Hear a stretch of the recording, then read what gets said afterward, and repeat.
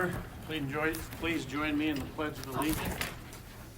I pledge allegiance to the flag of the United States of America and to the republic for which it stands, one nation, under God, indivisible, with liberty and justice for all. Mandy, could you please call the roll? Here. Randall-Horst. Here. Butler. Here. Dan Stryland. Here. Carlstone and Hopkins are absent. Okay, the City Council has adopted a code of civility. As elected officials, we pledge to promote civility through extending respect to others, listening to understand and disagreeing without disrespect, engaging collaboratively, and speaking up to address incivility. Also, a reminder, this meeting is being recorded and broadcasted for Pella TV, so anyone who wants to speak tonight, please come to the microphone up here before speaking so that those that are listening at home can hear the comments and see you on the camera. Can I get a motion for approval of the tentative agenda? So moved. Van Stryland. Support. Randall-Horst, any discussion? Okay, all in favor, please say yes. Opposed, no. Mandy, please call the roll. Dan Stryland. Yes. Randall-Horst. Yes. Butler. Yes. DeYoung. Yes. Motion passed. This time we have opportunity for public forum. Anyone wishing to address council regarding any agenda item, please step forward to the microphone, state your name and address, and limit your comments to 3 minutes, please. Well, good evening to half of the citizens of the community of Pella and the City Council. My name is Craig Wassenaar. I am here with Bill Molinaire and Rob Bradley on behalf of the Pella Sports Park. We want to thank you for allowing us to share some thoughts on the sports park and to entertain the possibility of building an indoor facility on that land. Over the years, we have had countless meetings with the City Council. We've dealt with 3 different mayors and several different City Council members. Additionally, we've engaged with many local and non-local entities to support the sports park. And this support came in the way of financial funding from various individuals, as well as having parents and grandparents watch their youngins at the sports park. To be clear, when I say over the years, the sports park board was hopefully pleasantly persistent for over 10 years in achieving our goal of the Pella Sports Park. And we overlooked the possibility of 20 different locations for our park. And I gotta tell you, we are very proud of the facility that we currently have. We were constantly asked to narrow our scope, reduce the footprint, and lower our costs.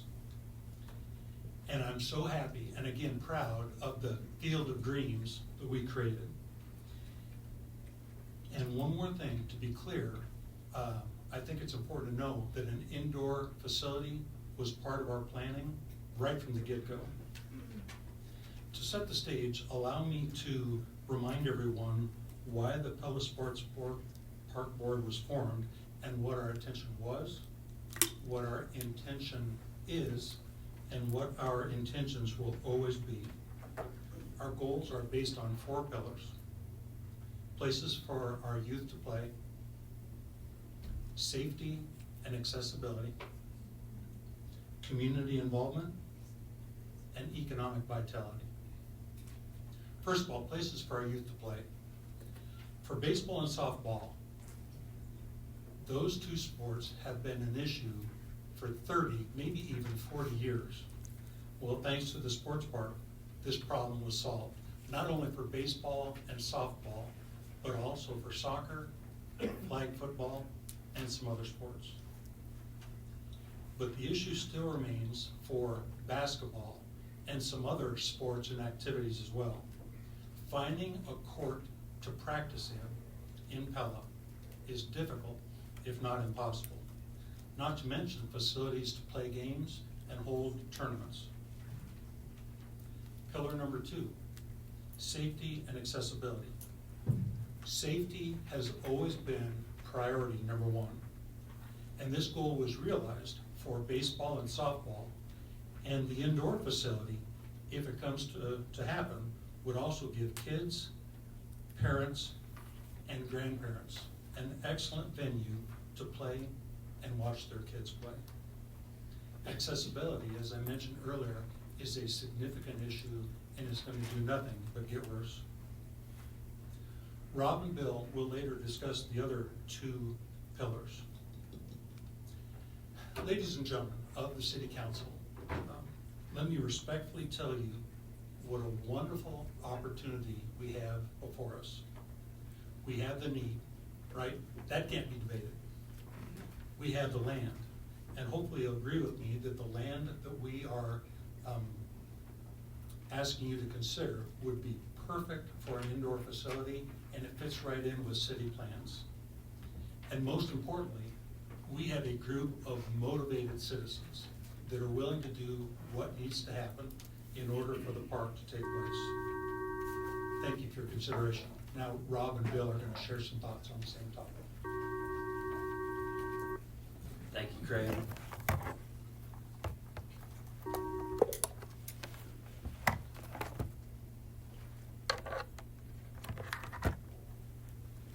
All right. Technical difficulties. That happens all the time, right? So thank you, Council, for listening to us this evening. As Craig mentioned, we are excited to be here to talk about the expansion of the sports park that, as Craig mentioned, does include an indoor facility that was part of the original vision. A quality indoor facility that meets the needs of the community, that is quality commensurate with the community, quality that's commensurate with the city that we live in. From the perspective as we look forward, we also want to look at the capacity that we need, as Craig mentioned as well.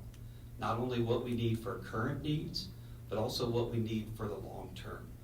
As we design the sports park, we've got 105 acres, supports the expansion of the softball, baseball fields, multi-purpose fields, and the indoor complex as we're talking about here today. So we realize this is a big investment. There's been a lot of great momentum from a fundraising perspective, and now is the time to move on this. We've built a great first phase with the sports complex that's providing great memories for our youth and our people within the community. Adding this anchor point will be another great addition to provide lifelong memories. I'll turn it over to Bill. Thank you for your time. Hey, Craig's talked about this. He talked about the 4 pillars, right? And I'm going to touch on one of those pillars, economic development, economic vitality. So how this project delivers that, there's a couple ways. And one way is through bringing people into this community. My wife and I, about 20 years ago, started a basketball tournament in Pella. And when we first started, we had about 16 teams coming to the event. And it grew and grew over time, nothing because of what we did, but because Pella's in a real sweet spot between Des Moines and eastern Iowa. And teams love coming here so that they can compete against different teams. In addition, once people got here, they really loved how they were treated in Pella. The people of Pella, they loved the people of Pella. We heard countless times from referees, coaches, players, how great the people of Pella were.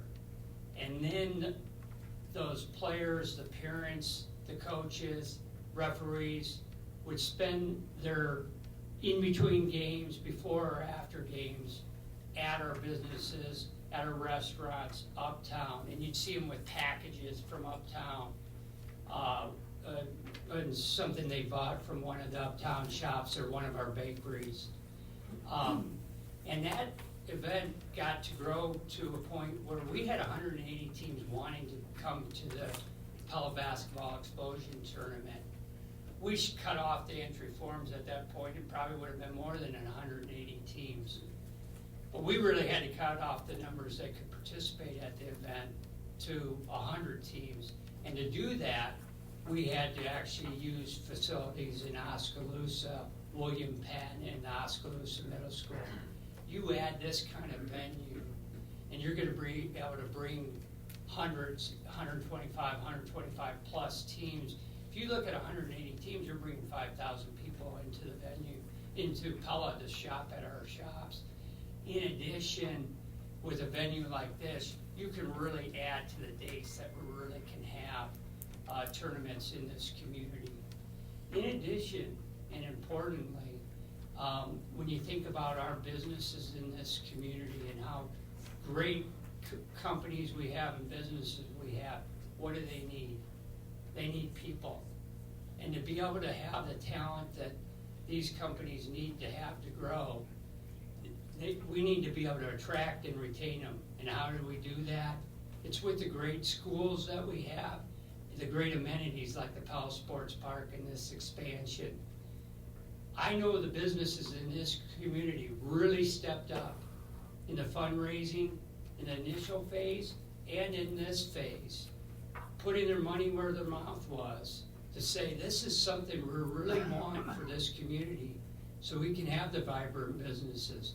I know yesterday I was in our executive staff meeting with our executives, and they said, hey, Bill, let them know. We really, Pella Corporation really supports this.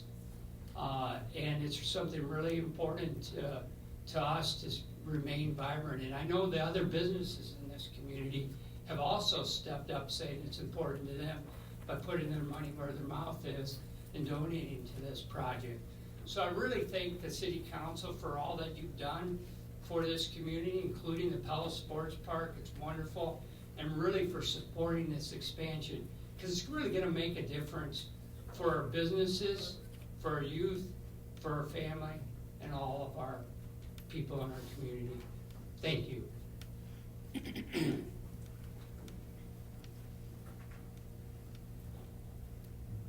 I'm Dodie Boat, 915 Elm Street, and I want to read a few sentences that were written by Randy Evans, and they were in the Des Moines City View magazine, the November issue.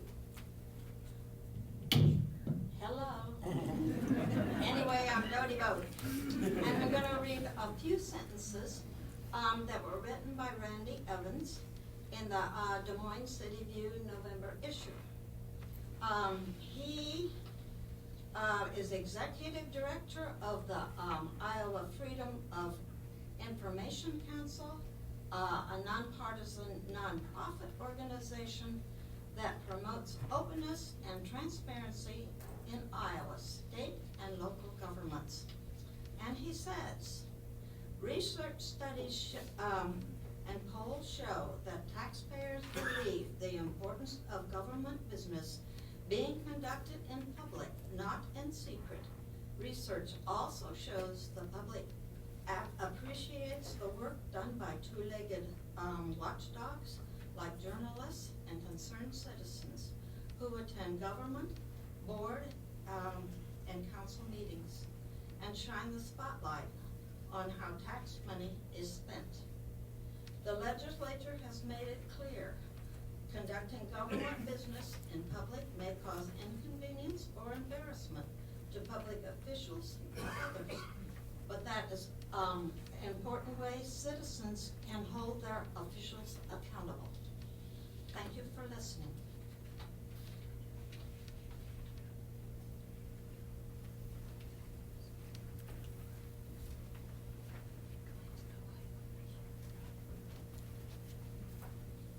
Alicia Helm from Oskaloosa. Let me set the scene for you.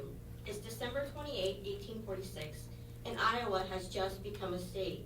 The Prime family has been hard at work in the early 1840s, farming a plot of land in rural Mahaska County that they got as part of the new purchase. They homesteaded the land, and eventually it became theirs. Fast forward to the early 2000s, and now their farm is at risk of being taken for an airport. 6 generations of Primes have owned the land. They were the first to settle there, and they are the only owners to date, and they plan to keep it that way.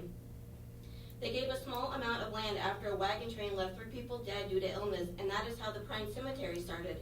They are buried in the southeast corner of an unmarked grave. Family and military heroes are also buried there. If one would visit the cemetery, I imagine you might hear patriotic songs in your head as eagles fly overhead. One such family member did in fact serve in the Civil War. They are fighting to keep it in their family as two cities want to take it from them to construct a regional airport. Tonight you plan to vote on the restated 2080 agreement, and the future of that heritage farm hangs in the balance. Put yourself in their shoes for a moment. Imagine something in your family for close to 181 years and finding out someone else wants it for a project that they won't be able to use. How would you feel? I can assure you, you would fight to keep it in your family. This could end tonight with you voting to leave the 2080 agreement. Oskaloosa has yet to publicly discuss this since it was put on pause in early July of this year. They haven't put their best foot forward, and they should be held accountable for their actions, which are restated in the agreement. Also, the FAA will only fund one project, so fixing yours to build a replacement down the road would probably not sit well with the FFA or give you the funding you desire and need.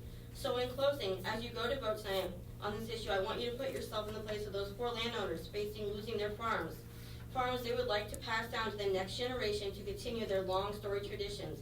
Because I can assure you, if this project is continued, we the people who are opposed will be making sure the landowners' voices are heard and continue to be a thorn in your side. We will not stop, and we will continue to fight this project to protect our property rights from corporate fat cats and cities who seem to neglect the will of we the people. Thank you.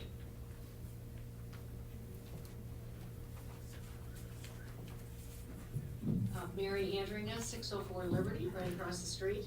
I want to just add a few comments to the gentleman who talked earlier about the indoor sports center.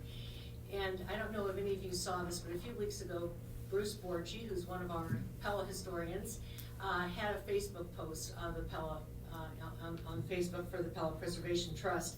And he reminded us of the story of the swimming pool, the outdoor swimming pool, which was finally, after about 20 years of discussion, built in 1937.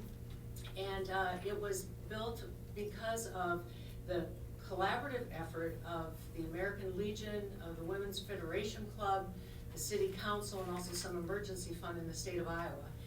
And it was built the same year as a new post office, which had federal funding, as well as in addition to the 20-year-old high school, which I think is kind of interesting because I know the community centers are part of this whole bigger discussion also with the rec center. And I don't know if any of you are here as old as I am, but I took swimming lessons at that pool, that outdoor pool, and it was cold at 9 o'clock in the morning in June, wasn't it? And you know, it served Pella for so many years. And then in 2004, due to the cost of really having to do a lot of upkeep, there was the decision to go to a new indoor park, which has been a fantastic addition to the city of Pella. Well, in the 70s, my dad thought Pella really needed an indoor swimming pool. And I'm not sure he ever even used it, he ever went in it. But he volunteered to help fund it and to help construct it. And it has served the city of Pella for about 50 years. But we're at a place now where it really isn't conducive to certainly the competitive swimming arena that we know our students could use and Central College could use. And I just remember how my dad always wanted to see Pella move forward. And he wanted to see things that were done for the best of Pella. And I think he would agree that now's the time to do some things in Pella like the indoor rec center, which would include an up-to-date pool, which is good not only for students, but for seniors and for families, and just good for the community. So thank you very much.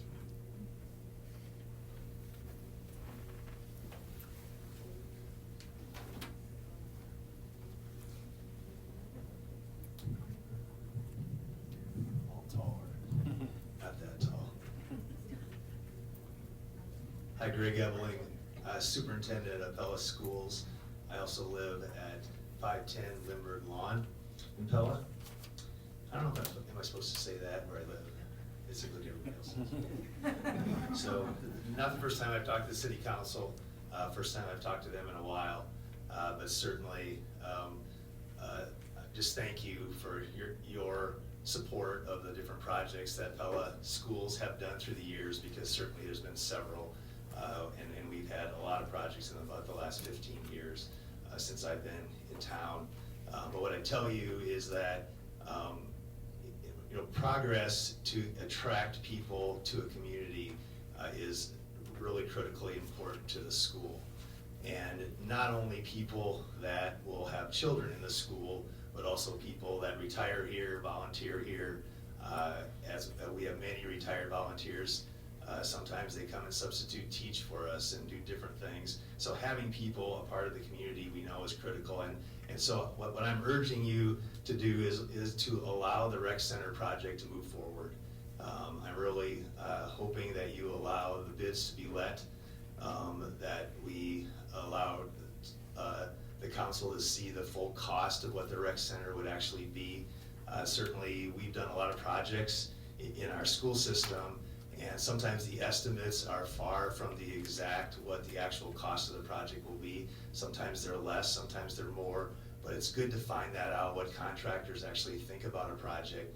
It still gives the council then the optics to look at that later, and then to actually decide whether you're fully moving forward. And so up until the day the bids are accepted, you still have that flexibility, but it does not hurt to allow the project to move forward and to at least get something known on paper that's from actual contractors and bidders. Like some of the other people that spoke about the rec center, super important for economic development, which is critical for the community, and we've just seen that in a lot of our projects, how many people it brings to our community, and we know it from the school standpoint. We have kids that are involved in programs all year long, and they're always looking for gym space. And if you would talk to our facility rental person that handles all our facilities at our school system, Ryan Duchatis, Ryan would tell you that gym space is at a premium. And we have our own programs that are usually 7 through 12, but we have a lot of kids that are under 7th grade that want and use and need facility. We also have a real desire to start a swimming program. Of course, we have not been able to have our own swimming program in Pella, just because the current pool, indoor pool, does not allow for diving starts that high school kids have to have, so the depth is not deep enough. And so that's really important that a new pool would allow for those types of things. What I would tell you overall is that the school is super supportive of this. We've been approached, of course, by the mayor to talk about how we can support the program. And the school is not flush with cash to be able to give a lot of dollars to the program, but we are looking at a partnership. And so right now we've got some resolutions and kind of some plans in place to look at having some kind of an agreement with the city to help support the construction of the pool. So obviously if the rec center would move forward, there would be some funding that would come through the school for that to help support those programs. And so I guess in general, I'm just asking you to allow it to move forward, allow it to go to the next step, allow bids to be let, allow the dollars to be known, because I think that's really critical, because until we actually know what the total cost of the project could be, what alternatives can be grabbed a hold of, what changes could be made based upon that. There's always those things that happen, and in projects we've seen that a lot at the school where we've had to change some of the scope of our projects. We've had to have alternates. We've had to right-size the projects according to our funding, and so that's not impossible to do. So just please consider that, think about that, let that go forward, and just really help it to support the children and the community of our great city. Thank you.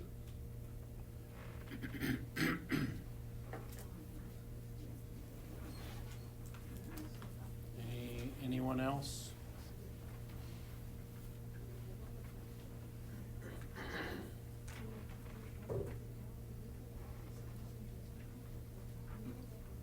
Good evening. My name is Dave Sutphin, 203 Elm Street in Pella. A number of months ago, or a few years ago, I was asked by Mayor DeWard if I would serve on the fundraising committee for the Pella Rec Center. And I want to tell you, without even batting an eye or talking to my wife first, which I normally do, I agreed to do this. I've been on different fundraising committees, and To me, this is very important. I coached Little League in this town for 12 years. I was in business uptown for 30-some years. I know Pella, and I know Pella always does it right. And so I want to speak basically on the fundraising part. It is so encouraging to me what has happened to date. Not only our great businesses have stepped forward, but it's been individuals that have stepped forward, and as we call it in fundraising, they stretched a little bit. We ask them to stretch and give what they can. This is very important. It's been enlightening to me what we have accomplished to date. It has been, I can't envision a community this size of 10,000 plus, what we have done in fundraising with the support, of course, of many, many people. And I want to tell you right now that there are people waiting, and I know they have their pledge forms in hand, waiting for the council to make a decision. Because I know for a fact that there's more money out there.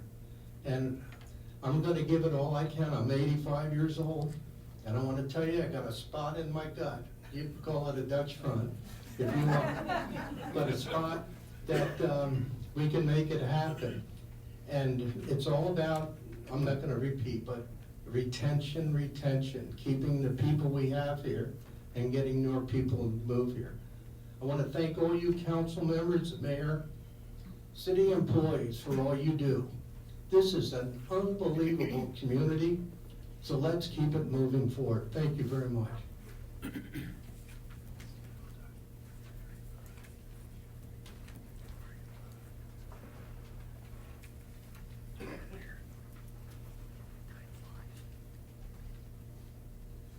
Rhonda Cremode, 510 Broadway Street. I just wanted to thank you so much for being willing to look at amending the ordinance for the historic district overlay zone.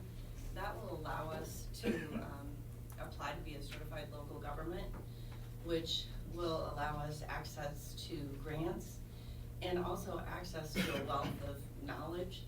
I've probably spent the last 10 years trying to learn as much as I can about preservation, but it's by no means anywhere close to a degree, and I think maybe a level 100 class maybe. But this will also allow us access to knowledge from the men and women at the State Historical Office. And it's also helped, I think, in projects such as the community center, while we're talking about different facilities and projects there. The community center focuses more on arts and drama and the after-school program for kids, which is amazing and provides a lot of care for a lot of kids in the community. So I urge you, along with the rec center, to also support the community center. And thank you again for supporting the overlay zone amendment.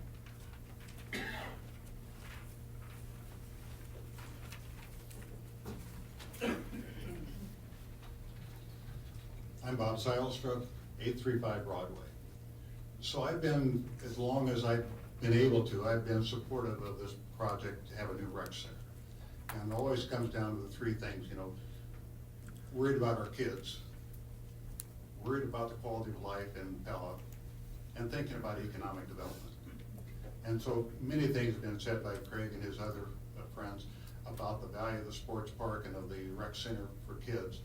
But to me, I've got two grandsons, and unfortunately they're not going to be in Pella to use some of these things, but I have watched them, and I've watched them and their friends, and the temptation to go on their cell phone and their electronic games. And I can tell you, when they get involved in actual physical sporting activities, it brings a wealth of experience, and it gets them off the electronics, and it's so much healthier. Watching them develop friendships where they really talk to their teammates, gives them skills and leadership, learn how to be on a team, and learning how to win and lose graciously.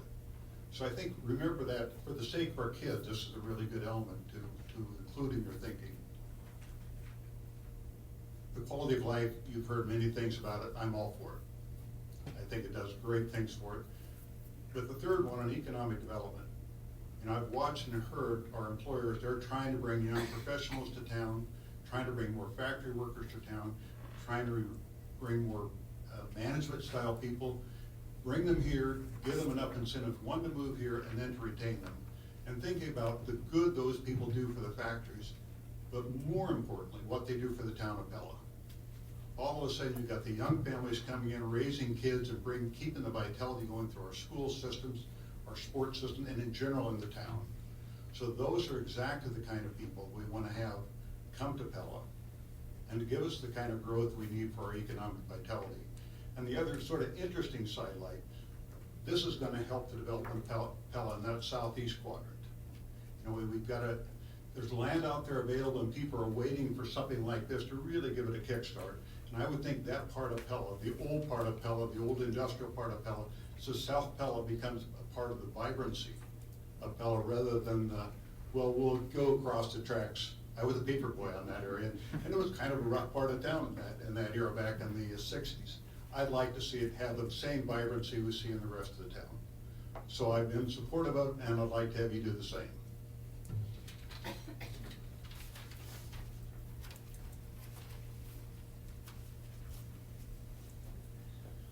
I'm Rob Banstra from 420 Idaho Drive. Dressed a little bit warm tonight after working after hours on the Bowling Rock preparing for our Christmas market. So that's my shameless plug. Come on down and freeze with the rest of us there. As I look at tonight's agenda, I see three choices: infrastructure, community center, and the sports complex, or the indoor sports park. And to me, priority number one has to be that infrastructure. That's the foundation of whatever we have there. But 2 and 3 can be a toss-up. And we've talked about the generosity of the businesses in Pella. I think the city has done a great job in looking for the funding and setting up the conditions for that. Our businesses have contributed mightily, I might add. But now it's time for the citizens in this time of giving to show their generosity and vote with their wallets on generating the money and setting the priorities and the will of our community. So I just lay it before the council tonight to let the citizens and their pocketbooks decide where our initiatives will be prioritized. We know there's projects out there. We know there's more coming in the future. But I would just lay it on the citizens to vote with their pocketbooks. One other thing is I don't want the city to liquidate any assets to pay for a new initiative. I think there's a lot of history in the assets that we currently have, and I hope that the city would not consider liquidating any assets to fund our new initiatives. Thank you, Mayor and Council.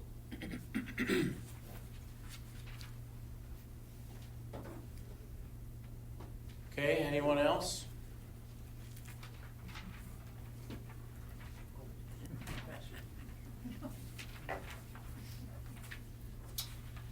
Eric Van Cleve, 1361 Northwest Drive. One of the things as these discussions have been happening over the last spring and summer that I've regularly reminded people, I think as the parent of 3 kids in a phenomenal school district, I think oftentimes that message is what carries the day. And I said, I think if you're looking at it that way, you're extremely short-sighted. If you go to the pool at 6 to 8 a.m., there are no teenagers there, I can promise you that. From somebody who regularly frequented that for several years, it's packed to the gills. You regularly have lanes that are intended for 1 or 2 people, and they have 4 or 5, and these are people who don't have many other options as far as places to go. You know, then you transition from open swim to water aerobics, and there are people waiting in line there. And that's where I don't want to undervalue the weight of what this means to the youth of our community, but as the Vice President of Athletics at Central College, there's not a week that goes by where I don't have retirees and elderly people in the community asking us, can you just more options for the field house or more options for this or that. And I politely say, that's just not what we're made to do. We're a college running athletic programs and athletic departments, and as much as we would love to be a steward for more opportunities like that in the community, unfortunately, we're just limited in what we could do. I cannot thank the city council enough for helping us with a pickleball opportunity and an opportunity like that to really collaborate and work together and try to do some creative things to serve, once again, all age groups in this community. And I really look at the rec center as another extension of that. Like I said, I think a lot of the comments have been focused on the youth, and I think that's unbelievably important. And I think it will really serve that, but I think what's being missed is that you could make just as good a case for 85-year-olds and 45-year-olds as you could for 5-year-olds as far as needing something like this. And as a also proud Dutchman that's only been here 18 years, I think what this city really excels at is a community that comes together and really pitches in on things like this, that it's not simply a handout or it's not simply a blank check, but it's different entities of public, private, and private citizens making things like that come together, which I think makes it the most special.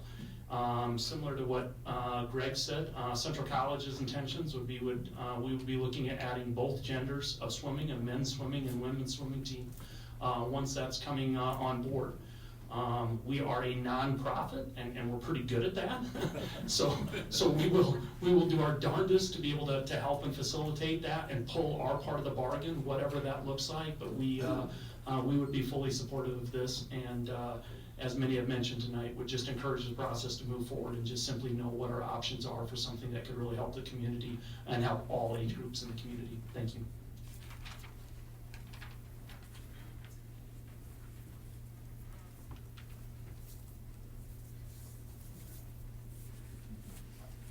Jim, you gotta be quicker. Andrew Green, 760 186th Place. I'm here to urge you to support the Pella Rec Center project. It's a needed amenity in the Pella community. It'll provide new opportunities for health and wellness programming in our community for people of all ages, and it'll provide us the court space we need for our kids' youth programs who play indoor sports and the competition pool for our youth who swim in competitive swim teams. In short, it will provide an indoor facility for basketball, volleyball, and swimming, akin to what the sports park provides for outdoor sports like baseball, softball, and soccer. You've heard a little bit about the economic development opportunities, the opportunities to recruit and retain talent for our major employers here in town. But there are other economic development opportunities here too. Building the rec center will allow Pella to tap into the growing sports market of sports tourism, which according to the Sports Events and Tourism Association had a $90 billion economic impact in the United States in 2021 and generated nearly $13 billion in tax revenue in 2021. Even small sports events can have an impact on our communities. Take, for example, hosting a youth swim meet, which is something that I am very familiar with, as my youngest son is a competitive swimmer. According to a study published in 2011 by scholars at the University of Florida, using survey data from spectators at a youth swimming meet, the average total expenditure per travel party for those who made it in a day trip was just about $150, and the average total expenditure for those who stayed overnight was nearly $600. That was almost 15 years ago. If we inflate those dollars using the Consumer Price Index to 2024 values, the day trip expenditure for food and for shopping and other expenses within the community was just under $220, and those who stayed overnight was just under $900. It's important to remember also that youth swim meets are not necessarily small events. It's not atypical for a youth swim meet in the Iowa LSC to attract hundreds of youth swimmers. In fact, the meet my son competed in 2 weeks ago had well over 500 swimmers entered in it, and the meet he'll swim in this weekend has over 700 registered. Those swimmers, along with their parents, their grandparents, and their siblings, will each spend hundreds of dollars in the local community on accommodations, food and beverage, and shopping. Moving the rec center forward will have benefits for the Pella community, both in terms of direct recreational opportunities for local residents and for opportunities to drive economic development in our community. Therefore, I urge you to support moving this vital project forward. I thank you for your consideration. I have a question for you. How big is that facility that had 700 swimmers? How big? In Des Moines, No, how many pools? How big is the facility? it was one pool, How, 150-meter pool, 25 yards across. and how many lanes? It was 10 lanes across. Okay, thank you. Jim DeBoer, 212 East 13th Street. I had no intentions of speaking here tonight, but I'm one of those 80-year-old guys that's at the pool. I was there yesterday and I'll be there tomorrow morning. My question is, and I've commented to other swimmers there at the pool, what's gonna happen to the old facility? My preference would be if we could keep it going and leave it for us old timers and have the competition pool out there, which takes more money. But anyway, I appreciate it greatly and support it 100%. Thank you.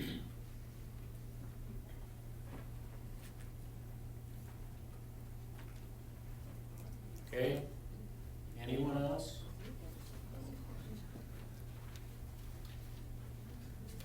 Kyle Nelson, 511 Lindbergh Lawn. I just want to echo many of the comments of support for moving forward with the rec center. I was working last night and I got a phone call from my brother, who's a banker in Spencer. And he had just gotten back from a city council meeting and he says, Kyle, how do you even do it? You know, how do you go to these meetings when nothing gets done? Okay, and that's more of a reflection of Spencer. But I will say that I'm thankful that we're in a community where the city council cares about moving the community forward. And they're willing to take the risks in moving the community forward. And then just one final thing. We hear a lot about Pella being a community. What does the community mean? Okay, it's more than just a place to live, right? If you were up here this past weekend with the Spirit of Pella and the things that they did, that's the Spirit of Pella. Tulip time is the Spirit of Pella. Thursdays in Pella is a community. The events that we host and the stores that make Pella, that's what makes Pella the community that we love to live in. And I'm not even a Dutchman, right? But I've been here long enough that I think I'm an honorary Dutchman. So let me encourage you that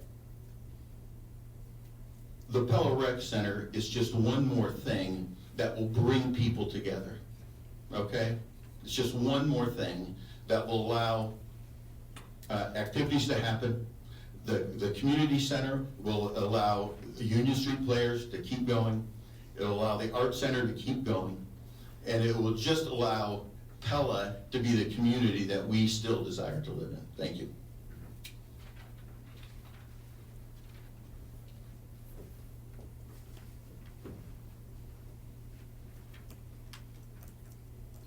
Okay, I feel a little bit like an auctioneer going once, going twice. Anyone else? All right, we will move on to the rest of our agenda. Can I have a motion for approval of the consent agenda? So moved. Support. Miranda Horst DeYoung, any discussion? Okay, all in favor, please say yes, opposed no. Mandy, please call the roll. Vanderhorst? Yes. DeYoung? Yes. Butler? Yes. Van Strylen? Yes. Motion passed. Okay, we're moving into a public hearing on ordinance amending city code regarding historic district overlay zones. Mike? Yes, Mr. Mayor, I'd be happy to explain this item. For those watching at home on Pella Fiber and in attendance, I'd like to direct your attention to the big board for a brief presentation on this item. As Mayor DeWart stated, tonight's public hearing is on a text amendment. That the ultimate purpose of this is to allow the city to apply to become a certified local government. Really, the text amendment is relatively simple. It deals with the design standards for our two historic districts that we have in our community. And as you can see, we've crossed out the section that has, and it clarifies that any housing structure that would be constructed that the new housing structure that would be constructed in these districts will require a design review permit. The standards that we're going to use is the interior standards for rehabilitation guidelines for historic buildings, and this is federal standards that it has, and that's going to be one of the key items or requirements rather for a certified local government. So the text amendment we're presenting this evening is relatively simple and straightforward on it. Just consolidates, makes clear that we're going to use the federal standards for reviewing design review permits for any new housing structure within these districts. It is important to note, Mr. Mayor, that the Planning and Zoning Commission reviewed and approved this ordinance at their latest meeting, and staff is recommending approval this evening. All right, thank you, Mike. Any written comments, Mandy? No written comments. Okay, council comments? I just wanted to commend Rhonda. She has persevered on this for 10 years. She has been in hundreds of meetings and has taken a very prudent approach to this, and I applaud you. You have been one of the people that Dodie spoke to earlier. You came often and you observed and you spoke and you educated us. And I look forward to being a certified local government so that we can bring in more funding for the restoration of our historic buildings. Thank you very much.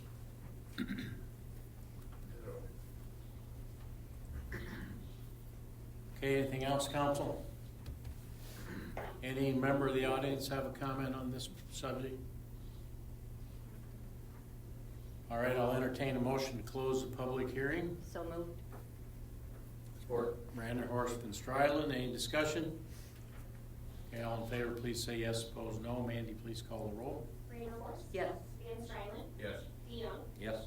Butler. Yes. Motion passed. Moving on to the ordinance number 1054, entitled an ordinance amending sections 165.13.5.2 and 165.13.5.5 of the City Code of the City of Pella, Iowa, for the purpose of updating state agency information and amending approval criteria for historic district overlay zone review. Anything to add, Mike? No, sir. Okay, can I get a motion for approval? So moved. I'll support it. Van Strylen, Brander, Horst, any discussion? Okay, all in favor, please say yes. Opposed, no. Mandy, please call the roll. Van Strylen. Yes. Brander, Horst. Yes. Butler. Yes. DeYoung. Yes. Motion passed. Okay, moving on to resolution number 6778, entitled Resolution of Pella City Council approving final plat of Prairie Ridge Townhomes, Plat 1, City of Pella, Iowa. Mike? Yes, Mr. Mayor, I'd be happy to explain this item. As Mayor Ward stated, what we're considering this evening is a final plat for the Prairie Ridge Townhome development. It's on approximately 4.5 acres of land. And what the developer is proposing is ultimately 38 buildable lots. It's staff's understanding that roughly 20 units would be built in the initial phase of the project. Just to orientate everyone, the area that we're talking about is the new Fifield Road extension is located right here. The Prairie Ridge residential subdivision that we've recently fully occupied now is roughly approximately 90 single-family homes. It's located over here. The Kading residential subdivision is located right here. And this yellow highlighted area is the location for the new townhome development.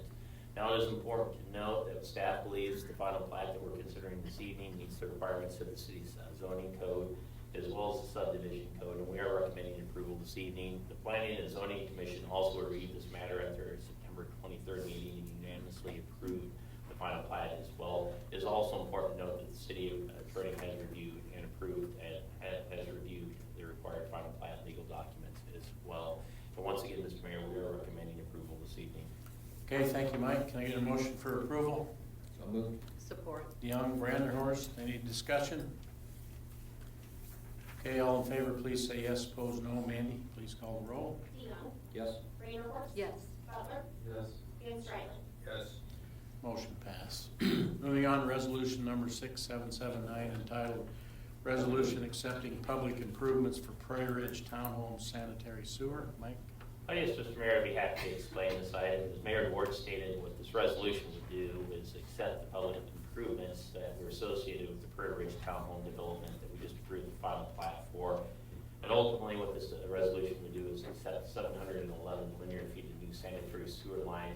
We do have an overview of the proposed development as well, and the sanitary sewer line is the green line that you see right here in the development as well. It's important to note that the engineer for the development has certified that the public improvements are substantially complete and comply with the city's approved plans and city standards, and we've also received the necessary maintenance bonds, and we are recommending approval this evening, Mr. Mayor. Okay, thank you, Mike. Can I get a motion for approval? So moved. Vanderhorst, DeYoung, any discussion? Okay, all in favor, please say yes. Opposed, no. Mandy, please call the roll. Vanderhorst. Yes. DeYoung. Yes. Butler. Yes. Van Strylen. Yes. Motion passed. Moving to resolution number 6780, entitled Resolution Authorizing an Agreement for the Grid Resilience Grant for the Automated Metering Infrastructure Project. Mike? Yes, Mr. Mayor. Once again, I'd like to direct everyone's attention to the big board for a presentation on this item. As Mayor Ward stated, we have some good news this evening. What this resolution does is authorizes the mayor to sign a grant agreement for the automated metering infrastructure project that's being proposed by the City of Pella. This is commonly referred to as the AMI project. And as the council is aware, but maybe those watching at home and in attendance aren't necessarily up to speed on this project, this is the other half of the Pella Fiber project. If you recall, we've installed approximately 90 miles of fiber optic lines throughout our community. Those fiber optic lines are currently used to bring the citizens of Pella high-speed internet access. The electric component of the project is going to use those same fiber optic lines. It's going to bring the city smart meter technology. When we talk about smart meter technology, it has two aspects. The improvements are actually assets for the City of Pella. First and foremost, it's a reliability issue in the city, so we'll know instantly when power is out, be able to locate those power outages, and we believe when it does occur, we're going to be able to restore the power more quickly than what we currently have, which is always a key issue anytime you're dealing with reliability. The second issue is by adopting smart meter technology, we'll be able to offer time and use metering on this, or time and use rates. We believe by making people better consumers of their energy use, ultimately could lead to a savings in power supply costs for the city's electric utility. Now that's important. Anytime you talk about electric utilities, approximately 80% of our cost is related to power supply and transmission related expenses. So when you talk about the ability to lessen those costs, that's a true savings for the City of Pella. Now the great news with this and what the grant agreement is with the Iowa Department of Economic Development, the grant requires approximately 23% local match. We had previously approved an AMI budget that was 100% local funded for $2 million. Our grant amount that we're considering that we ultimately, that the mayor hopefully will be able to sign for us, is just shy of $1,551,000, which means our local match would be $449,000. So with this, Mr. Mayor, we're very excited about this potential grant, and we are recommending approval this evening. Okay, thank you, Mike. Can I get a motion for approval? So moved. Ms. Strylen? Support. Branderhorst, discussion? I have a question on the usage that's coming, the time and usage. Well, you're gonna publish that schedule, right? Oh, yeah. Schedule. Councilmember Butler, I'll let you finish asking your complete question, but the answer is yes. In fact, before we adopt time and use metering and time and use rates, what's typical for electric utilities is we'll go through a cost of service study. And the cost of service study will actually identify the various classes and the cost the city incurs to serve those various classes. So the time and use rates that will be proposed to council will be based off the cost of service to the citizens of Pella, or the ratepayers of the electric utility. So the answer is yes, we'll publish the rates, but there'll be considerably more detail even before you get to that point. Okay, all right, thank you. So I assume that someone did a lot of work to secure this grant. I know Nate's here, so this is a big deal. This is a really big deal. We've had this in our capital improvement budgets now for a while. So for us to go from a $2 million down to $450,000, that's a significant savings to the city. So thank you, Nate. I'm sure you did a lot of the work on this, and there's a lot of benefits to getting this done, and so to be able to do it at this kind of a cost is great news. So thank you. All right. Anything else? All right. All in favor, please say yes. Opposed, no. Mandy, please call the roll. Van Strylen. Yes. Vanderhorst. Yes. Butler. Yes. DeYoung. Yes. Moving on, resolution number 6781, entitled Resolution Fixing Date for a Public Hearing on the Proposal to Amend City Code by repealing Chapter 158 Building Code as adopted by the City of Pella, Iowa, and in lieu thereof adopting the 2021 edition of the International Building Code with revisions and providing for publication of notice thereof. Mike?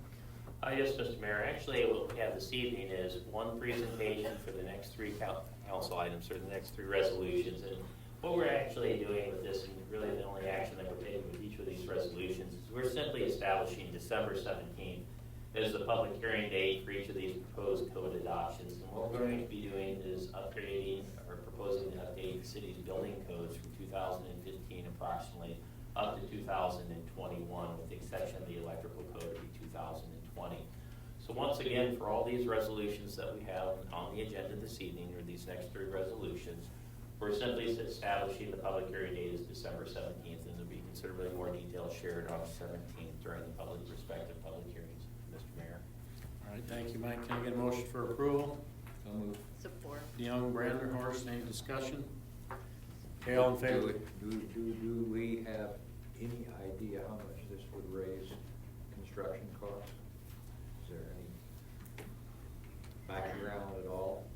As far as, we'd be happy to look further into that, Councilmember DeYoung, but I think the real issue is when you look at updating the city's building codes on it, first of all, it's a safety item, so we need to consider that in effect too. In addition, when you look at developers, particularly those developers that operate in multiple communities, it's quite common that currently other communities are in the 2020, 2021 building codes. So anytime you have differences in years, there's always causes confusion and additional cost on it as well.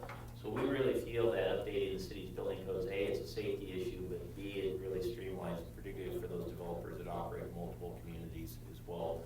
But we can look into that and have that information ready during the public hearings on the 17th. Thank you. Okay, anything else?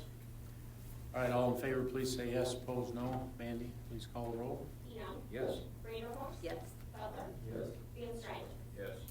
Motion passed. Moving on, resolution number 6782, entitled Resolution Fixing Date for a Public Hearing on the Proposal to Amend City Code by repealing Chapter 157 Residential Code as adopted by the City of Pella, Iowa, and in lieu thereof adopting the 2021 edition of the International Residential Code with revisions and providing for publication of notice thereof. We've already talked about it, so is there a motion for approval? So moved. Support. Brandenhorst, DeYoung, any discussion? Okay, all in favor say yes, opposed no. Mandy, please call the roll. Brandenhorst. Yes. DeYoung. Yes. Butler. Yes. Van Strylen. Yes. Moving to resolution number 6783, entitled Resolution Fixing Date for a Public Hearing on the Proposal to Amend City Code by repealing Section 159.01, Adoption of National Electric Code, and Section 159.02, Revisions as adopted by the City of Pella, Iowa, and in lieu thereof adopting the 2020 edition of the National Electric Code with revisions and providing for publication of notice thereof. Can I get a motion for approval? So moved. Support. Van Strylen, DeYoung, any discussion? All in favor, please say yes. Opposed, no. Mandy, please call the roll. Van Strylen. Yes. DeYoung. Yes. Brandenhorst. Yes. Butler. Yes. Motion passed. Resolution number 6784, entitled Resolution Approving an Amended and Restated Agreement Pursuant to Iowa Code Chapter 28E with the City of Oskaloosa for the South Central Regional Airport. Mike? Yes, Mr. Mayor. Once again, I'd like to direct everyone's attention to the big board for a presentation on this item. It is important to note the agreement that we are considering this evening is an amended and restated agreement for the 28E that we have for the regional airport. We discussed this on November 19th. There is no new information this evening. It's the same agreement that we discussed on November 19th. One item that I wanted to state is there's really two primary reasons why we're amending the agreement. The first of all is to be so that the agreement reflects the recent Supreme Court decision concerning the termination provision of the previous 2080 agreement, which was ruled unconstitutional by the Iowa Supreme Court. The rest of the agreement was fully enforced and upheld with the verdict. And so what we've done is we've made some amendments. We've made the necessary revisions to be reflective of the Supreme Court decision The second reason why we're amending this, and this is probably really the more important reason that we have, is the amendment that we're considering this evening places this project on hold. You recall this last July, we received confirmation from the South Central Regional Agency Board that they were unable to proceed with the project. And the reason they were unable to proceed is to date, the SCRA has required approximately 378 acres of property for this project. It is important to note that this was made through voluntary negotiations with the property landowners.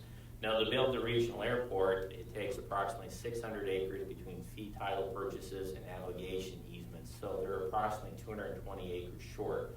So this yellow highlighted area is the area of property that the South Central Regional Airport Agency currently owns. Once we receive confirmation that they are unable to proceed forward with the project, it is important that the agreement is amended to be reflective of that. And what we are waiting on with this, particularly with direction from the Federal Aviation Administration on their desire for the land with it. And so what we've done with this agreement is it officially places the project on hold. If you're proceed with the project, it would take approval of both the Pella City Council and the Oskaloosa City Council on this as well.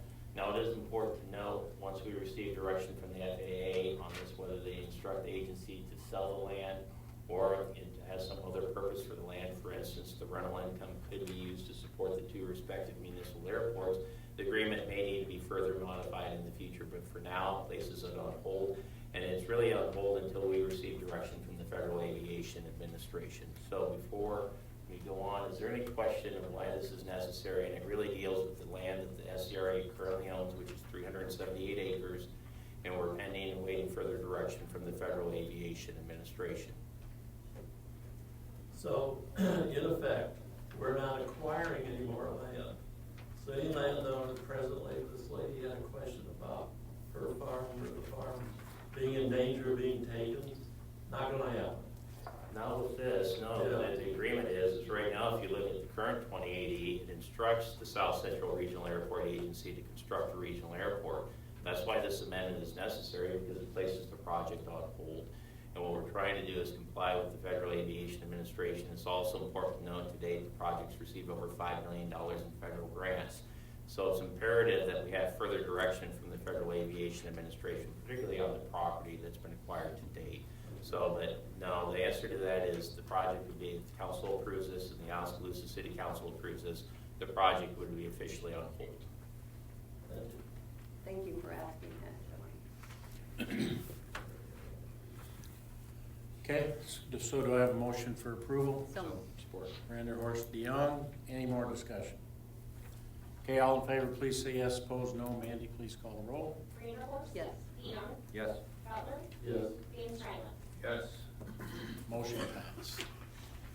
All right, bear with me as I read this one. Ordinance number 1053 entitled, an ordinance providing that general property tax is levied and collected each year on all property located within the Prairie Ridge West Urban Renewal Area in City of Pella, Iowa, County of Marion, State of Iowa, by and for the benefit of the State of Iowa, City of Pella, County of Marion, Pella Community School District, and other taxing districts, be paid to a special fund for payment of principal and interest on loans, monies advanced to, and indebtedness, including bonds issued or to be issued, incurred by the city in connection with the Prairie Ridge West Urban Renewal Area, the Prairie Ridge West Urban Renewal Plan. This is the third reading. Is there anything to add, Mike?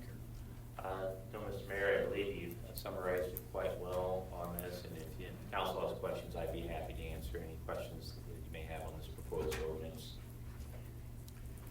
All right, can I get a motion for approval? So moved. Support. DeYoung, Van Strylen, any discussion? Okay, all in favor, please say yes. Opposed, no. Mandy, please call the roll. DeYoung? Yes. Van Strylen? Yes. Randerhorst? Yes. Butler? Yes. Motion passed. Or did I jump? Yeah, no, you didn't. That's what we need, a motion to adopt the ordinance. Van Strylen? Support. Butler, any discussion? Okay, all in favor, please say yes. Opposed, no. Mandy, please call the roll. Van Strylen? Yes. Butler? Yes. DeYoung? Yes. Randerhorst? Yes. Motion passed. Moving on to ordinance number 1055 entitled, an ordinance amending municipal telecommunication utility rates in the city of Pella, Iowa. This is the first reading. Mike? Yes, Mr. Mayor, I'd be happy to explain this item. As Mayor DeWart stated, what this ordinance would do is increase rates for programming for Pella Fiber on our cable television channels. It is important to note, since Pella Fiber began operations in 2021, we have not had any previous rate increases. This rate increase that's proposed this evening entirely deals with the television programming provided by Pella Fiber. And I'll go a step further. The proposed increases that you see here basically bring the rates up to the amount that we pay the content providers to provide television on Pella Fiber. So this would be for our cable basic plus. This would be channels such as ESPN, the Marquee Sports Network that we have here. So the increases that you see here is what the fees are that the city pays for each one of these programming packages on it as well. And it's very important to note that is the reason for the increases. Now with this, Mr. Mayor, we're hopeful that this would cover the programming cost in providing television services on this, but we want to make sure that it's understood that it just relates to the television aspect of it, and it's necessary just to cover the city's programming cost for providing television service to our customers. So I don't believe I have anything else to add, Mr. Mayor, but we are recommending approval of this ordinance this evening. All right, can I get a motion for approval? So moved. Support. DeYoung, Brandenhorst, discussion? Okay, all in favor, please say yes. Opposed, no. Mandy, please call the vote. DeYoung. Yes. Brandenhorst. Yes. Van Strylen. Yes. Motion passed. We'll welcome Councilman Carlstone to the meeting.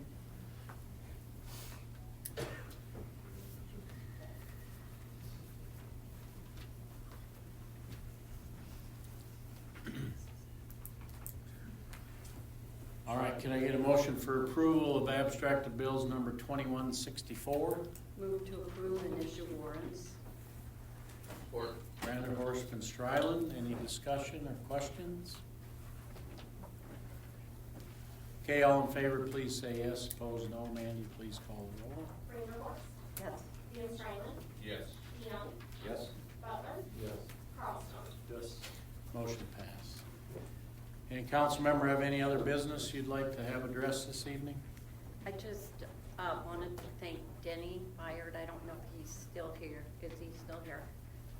I want to thank you for addressing all of the copious questions I've had for you over the last week concerning some of our water issues. I know that there were 499 letters that went out to our city residents notifying them that they have pipes that have issues. And Denny has been working on this and has been just Herculean in his efforts to find solutions and answer questions for people like me who is getting questions from citizens. We have other issues with our water that we need to address, but I think it's in full awareness we need to be aware that there are people that have some pipes leading into their homes that they will have to be addressing, and we in turn will have to be addressing that issue as well. So thank you, Denny. I'll try not to bug you for the rest of the week. I appreciate the compliment, but I can't sit there and take it. It's actually Brent Schroeder that's answering the phone and taking it. But I mean, you're taking my questions. Yeah, those are tough themselves. Which, yeah. To follow that up, Denny, have all of the home letters gone out? Yes. Okay, thank you. Yes, the week of November 4th, 5th, 499 went out. We are discovering there's a few people that have built newer homes that have reused old services that may have been there in the early 1900s. And that's not good, because we're finding out they are not copper. So we're finding a few odds and ends here and there. So there'll be a few more letters going out in that regard. And on the unknowns, we continue every day. We're still investigating those to see if we can determine lead, galvanized, or copper. Are those like vacant lots or houses that have been bulldozed or what? No, what fooled us is it'd be a house that might be built in the 70s, and you would not expect that type of material. You would think it was copper. But there must have been a house there before or some kind of structure that had water service, and they somewhat cheated and used the old service. Are you finding a concentration in one particular area as opposed to another? Well, it's for the most part, I think we're looking at the cutoff. There's people nationally helping us too, 1960, 65 and older, I guess I was. if they're original. In our community, in the map, in the zonal radius, are you finding zone, or Ward 1, Ward 2, Ward 3, Ward 4, is it all over the gamut? To better answer that question, I don't know, Mandy, if Brent's maps went live. We're actually working on a map plotting those, so that is gonna be available eventually here on the city website. Okay. I don't know that we went live with that yet. So. Denny, is it a fair statement that a majority of them are within a 4-block radius of the downtown? Is that concentration? They're scattered though too. Downtown is heavy lead, no doubt. A lot of the commercial areas lead. And like I say, the pre-1960s, which had a lot of these down there, pre-20s, and that type of things. Thank you, Denny. And this is the last thing I'm gonna say. I think everyone spoke about the kind of community we are, and I don't disagree at all. But I think it's really important for all of us to understand, for those 500 people that got that letter, they're afraid right now. But we have people like Denny and his staff that are gonna see to it that this is remedied. But again, I just think they took a very bad situation and they're handling it with grace and dignity. And I know that the rest of us will pledge to do the same thing and try to eradicate this. Thanks, Denny. Okay, anything else, council? All right, any member of the public have any other business you'd like to have addressed? If so, please step to the microphone, state your name and address. Please try to limit your comments to 3 minutes. Ann Summit, 1435 Hazel Street here in Pella. First of all, I do want to preface, I am not against a rec center. I think we need it. The thing is, I remember back a number of years ago when we had a bond referendum up for Jefferson Intermediate now, at that point it was Jefferson Elementary. It failed the first time when it went to a vote because it was too over the top. And it had to go back and be cut and cut. Back at the second time it was voted on, it went through. I think that's something we need to remember. Opulence versus functionality. But that's not what I'm up here about. First of all, I'm up here because I am feeling torn. I feel like I'm losing friends. I feel like this community is dividing. And I don't like the feel here. So I found an article, and it's called Iowans for Tax Relief. It's by John C. Bozina, and it's dated November 19 of this year. Basically, it's a quote. Elected officials are continuing their economic central planning efforts by subsidizing well-connected corporations and real estate developers with taxpayers' money. Despite decades of real-world evidence that these deals do little to attract or keep companies in the city. Economic developments in Des Moines run far deeper than just one project, as deals with promised benefits keep failing to cover very real costs. Local governments must balance their budgets, and a dollar that's lost to subsidized office building or stadium is a dollar that cannot be spent on public services like police, fire departments, roads, sewers, parks, or libraries. Elected officials must reflexively, try to say that 3 times, complain that state tax cuts are to blame for budgetary belt-tightening. But their behavior suggests that they only feel that way about tax breaks for homeowners. It's just common sense. This is still a quote. If local governments believe they must roll back basic public services next year because they're collecting less in property taxes from local homeowners, then they shouldn't be spending more money on speculative economic development projects. End of quote.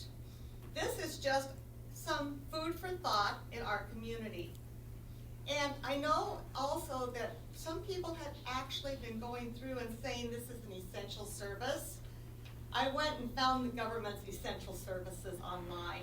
It's not an essential service. So we're all in this together. Each of you are elected to represent all of the citizens of Pella and keep our community fiscally sound. We must be able to discern what is a need versus what is a want. So please, no more division in this community. Let's work together. And honestly, I think we deserve to vote on this whole project. We haven't been allowed to, and it's just frustrating. We could vote on Jefferson Intermediate and have it not passed the first time. That was a lot less than this is. Thank you. Okay, anyone else? Dwight Young, 2509 Schulte Straat. At the last council meeting, I think it was 430, perhaps 450,000 was approved to tear down the Second Reformed Church. And since we're running at an annual budget deficit, I wondered if there was any immediate need to do that, and perhaps we could save the money just by not tearing it down at the present time. Is there any plan to use that space? No specific plan at this time. Let's just save the money and leave the church.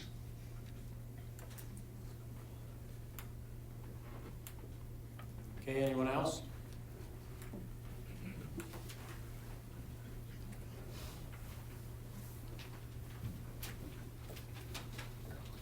Anita Fisher, 1546 Pleasant Drive.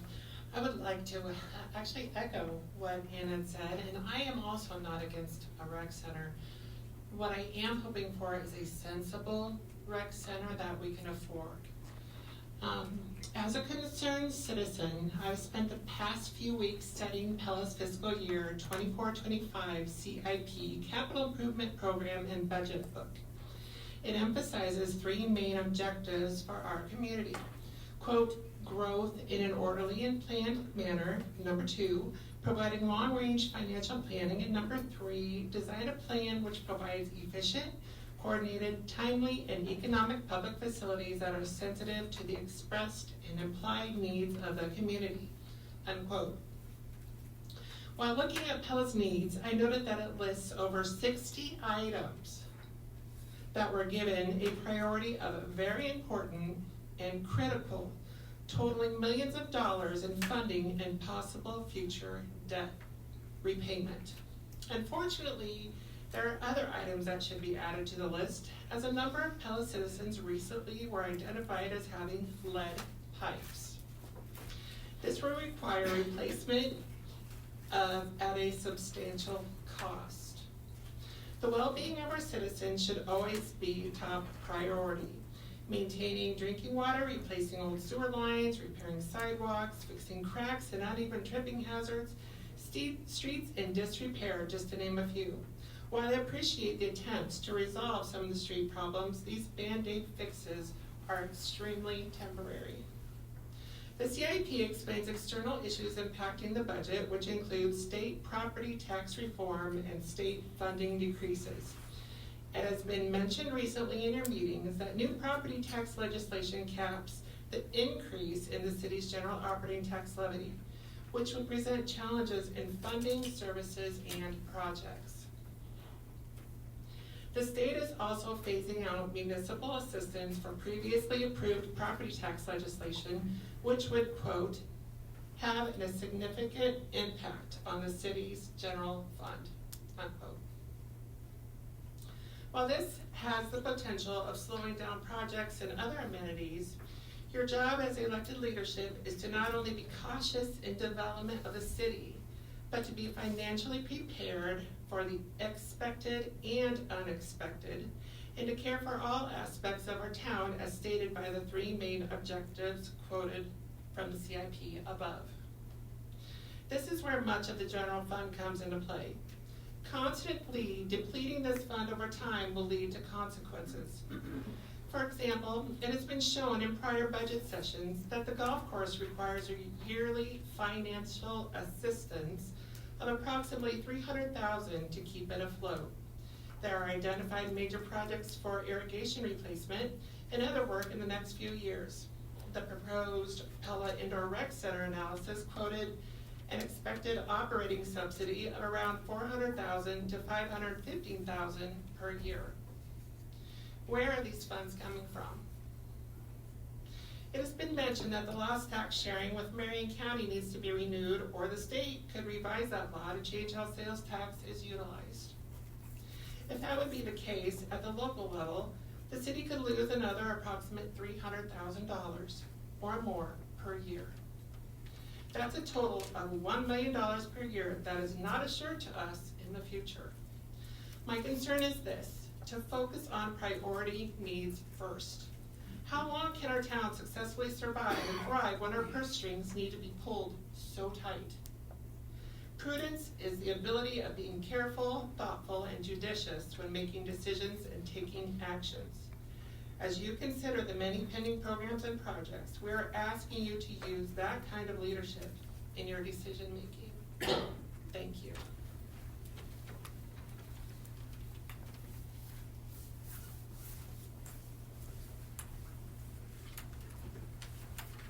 Well, yeah, 2509 Scottish Drive. Is there any word when the Union Street project might be complete? It seems to be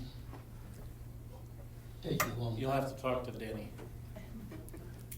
They put blankets on it last Wednesday. All the trenches, compaction have been tested and passed.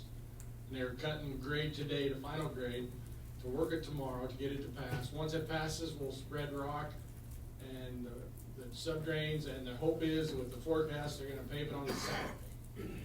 And we even have a couple days after that, we may not have to put blankets back on. So that's the plan, pave it Saturday. And If everything goes well. And then when would it be open to the public?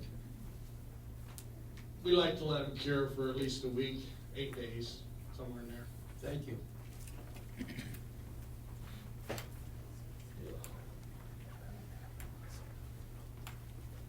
Okay, anyone else?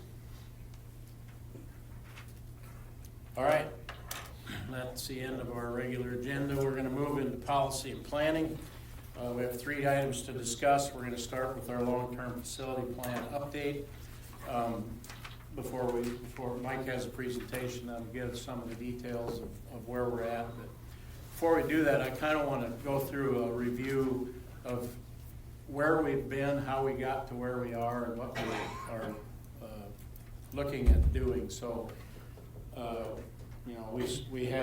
we are planning on bringing a vote at our next meeting on the 17th, whether to continue the project, the rec center project, by going to bids. And so this discussion is kind of an update before that. So I want to go back and review a little bit of where we're at, how we got. There's been a lot of challenges along the way that we've had to deal with. And so, so this plan started in April of 2022. And the City Council at that time passed a resolution accepting a long-term facility plan that at the time was estimated to cost $45 million. That included a new recreation center, an indoor recreation center,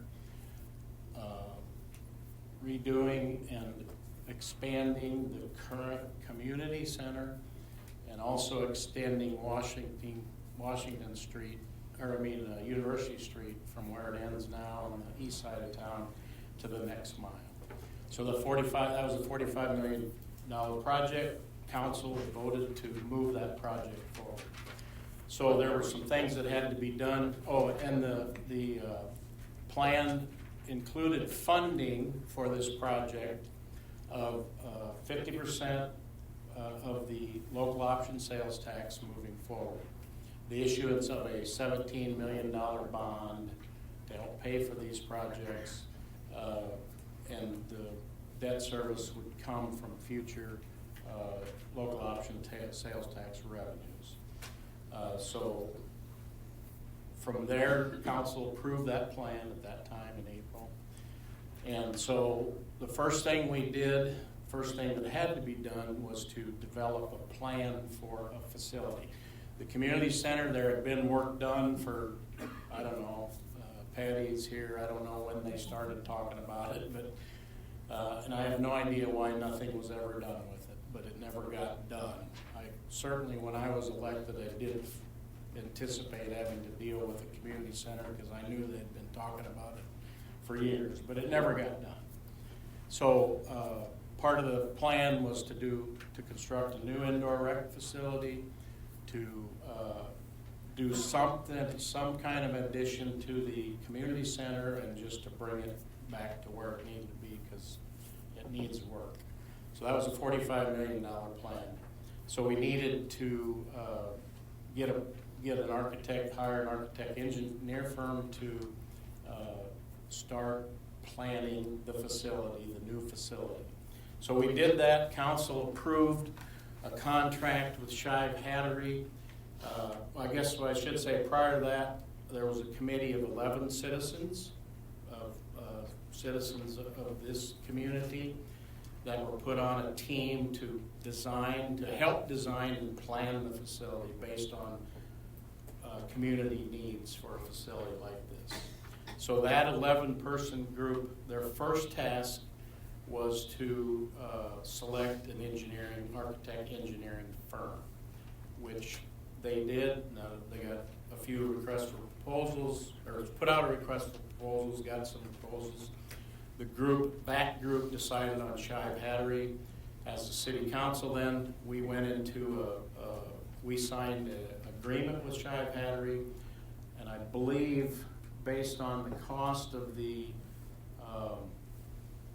facility, the initial contract for that was, what, $3.8 million, I believe, about $3.8 million to the architect engineering firm that would take the project to completion. That's obviously there's steps along the way.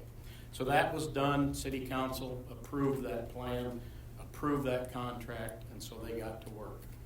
The other thing that had to happen in 2022 was we had to extend the local option sales tax because it was expiring in December of 2023.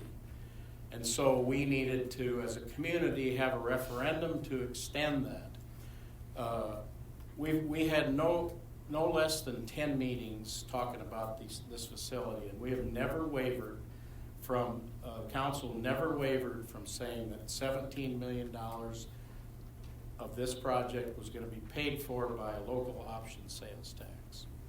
Before we went to vote as a community, very clear, very transparent. We had many public meetings that $17 million of a bond issue was going to be used to build this facility. And then at that time, we were looking for maybe some other governmental help and private. When we passed the plan in April, we had $12 million of private donations already pledged for the project. We had a $17 million bond, so that's $29 million. And we also, as a city, identified $5.5 million of cash on hand that we could use for the project. So if my math's correct, that was $34.5 million that we had funding source for the facility. So it was important that we pass and extend the local option sales tax, which we did. And I'm not going to go back and rehash that whole process. There was a concerted effort to defeat it. But the only thing I would say about that, part of what I want to do tonight is call out some misinformation that still exists. I still hear this once in a while from people that there was somehow we passed this extension of the local option tax. Somehow we snuck something in. So I thought, you know what, I'm going to do a little research to see what. So I went back to the county website, went to the special election, printed off the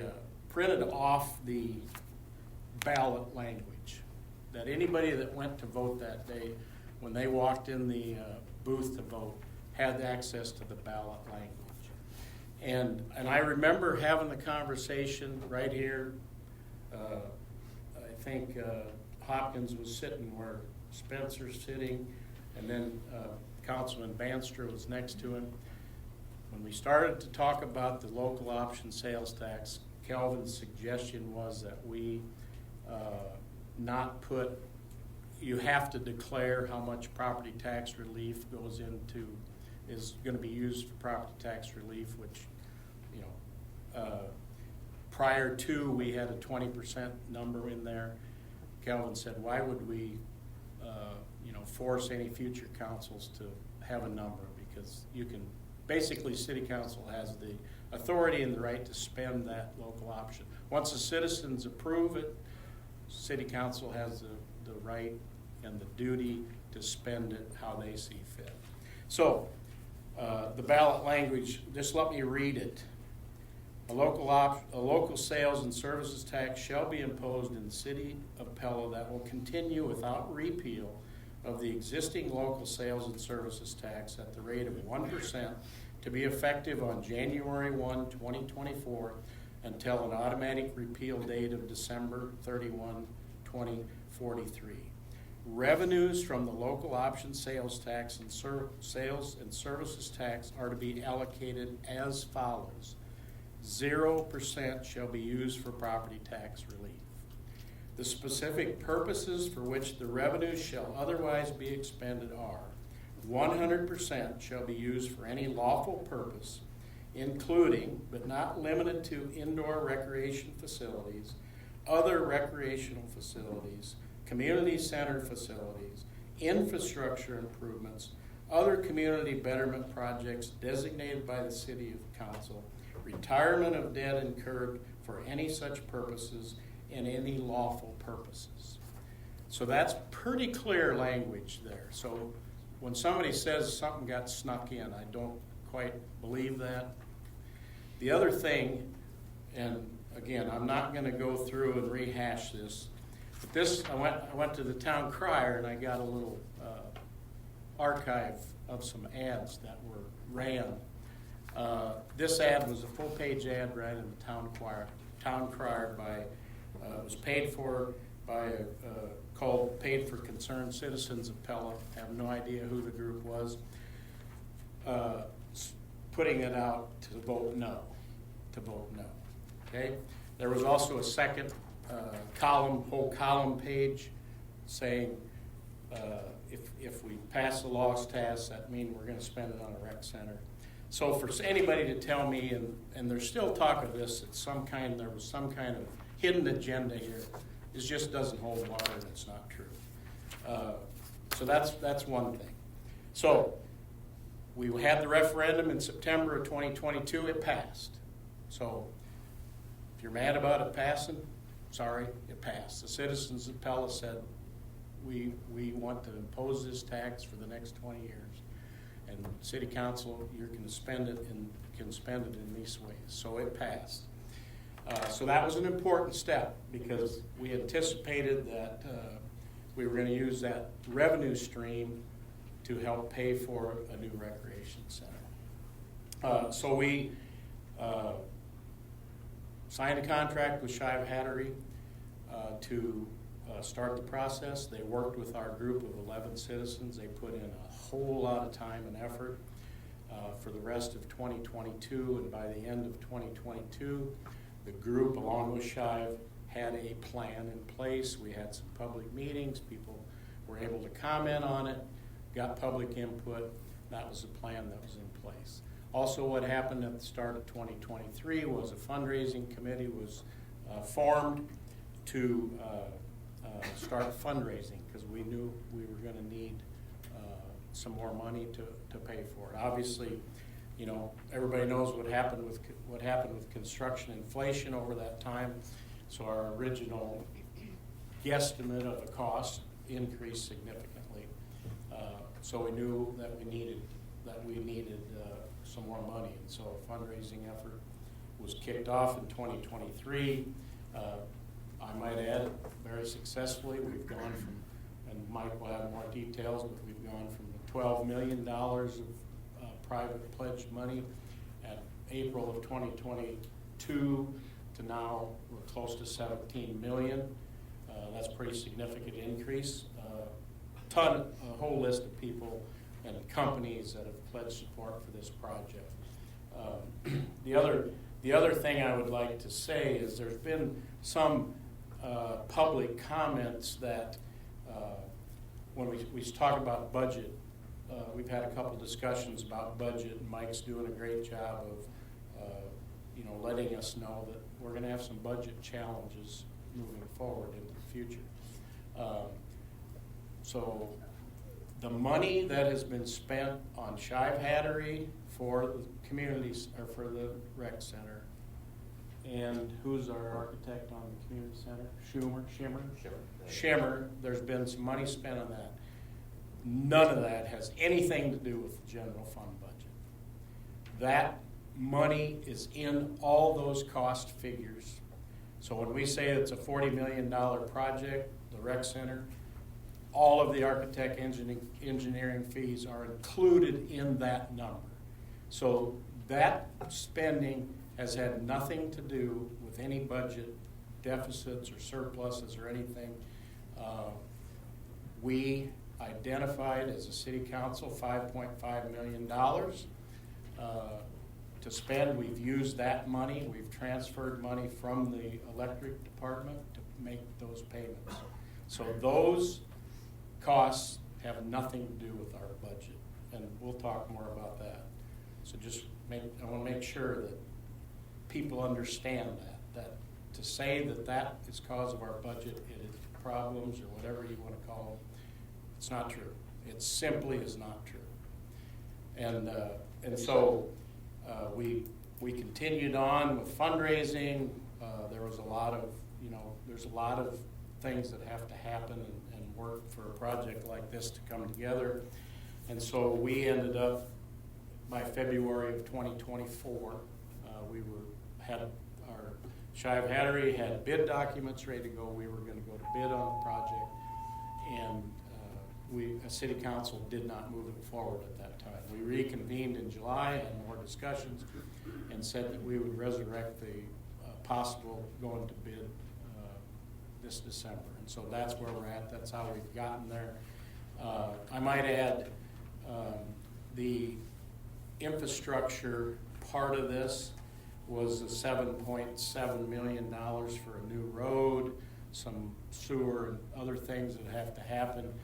We were able to secure $1 million grant through the federal government, through Representative Miller Meek's office. And so we have $1 million HUD grant waiting for us that has to be used on the road. The other thing I might add,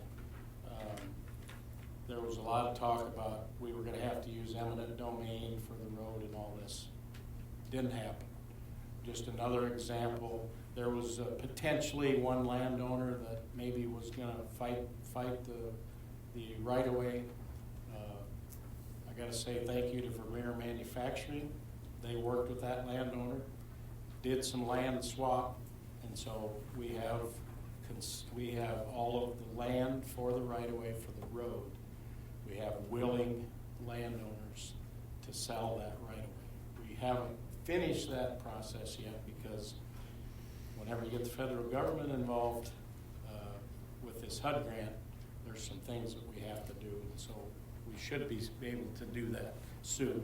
The other thing is we had asked the county to help pay for the road. They declined to help us. They would have paid for it by probably creating a urban renewal district out there because there's a bunch of development that'll happen once we have the road, and be able to pay for it with those revenues, create a TIF district there to pay for that road. We will do the same thing as the City of Pella.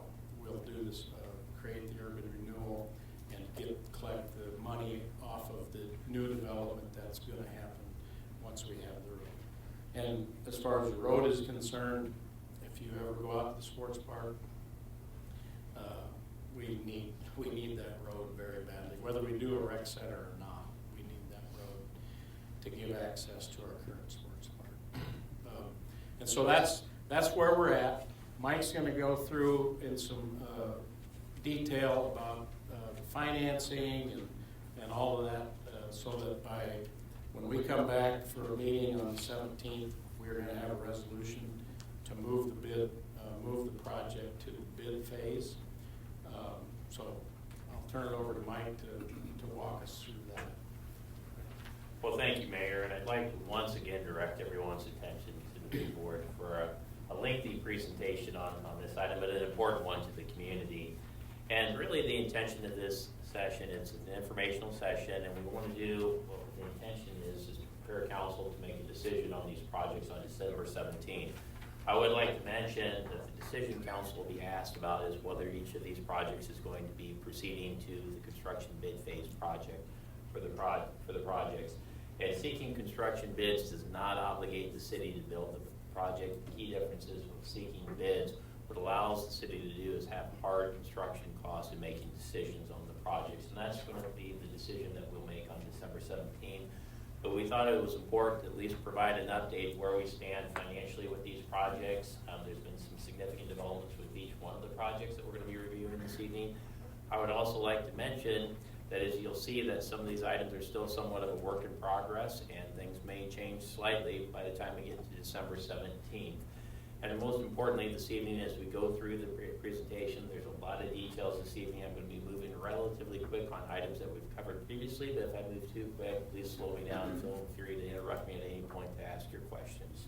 So let's go ahead, Mandy, if we could. I thought it would be a good idea to start where we ended up with the last time we talked about the facility plan. That was on July 2nd of this year, and if you recall, council established what we would call parameters for the facility plan, that if projects met each one of these parameters, then we would see construction bids for the projects. And if probably the most important one that we say, when I say it's still a work in progress, the deadline date for the projects to get the fundraising totals to me or the city administration was December 3rd, which is today as well. So we're actively working on these projects. Please keep that in mind. And once again, some of the final numbers or what's presented on the 17th may change slightly from what's presented this evening.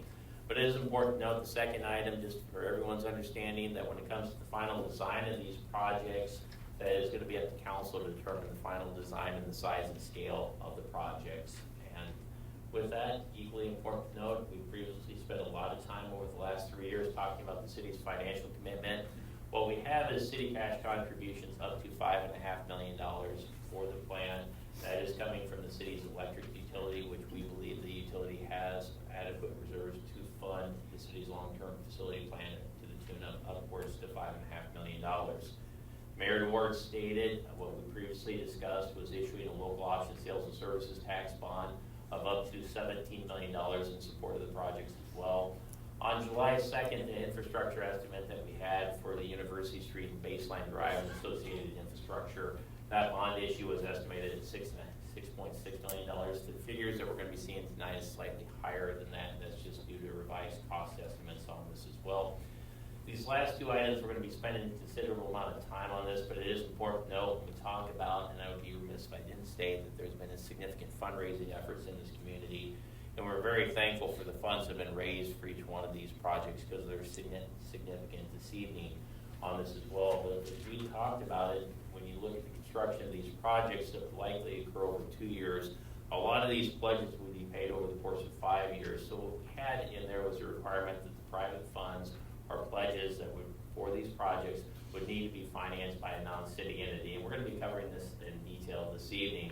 And finally, the last thing that we had was property taxes, and specifically it was an obligation of the projects that we had that the project operating subsidies need to be revenue neutral that we presented this evening.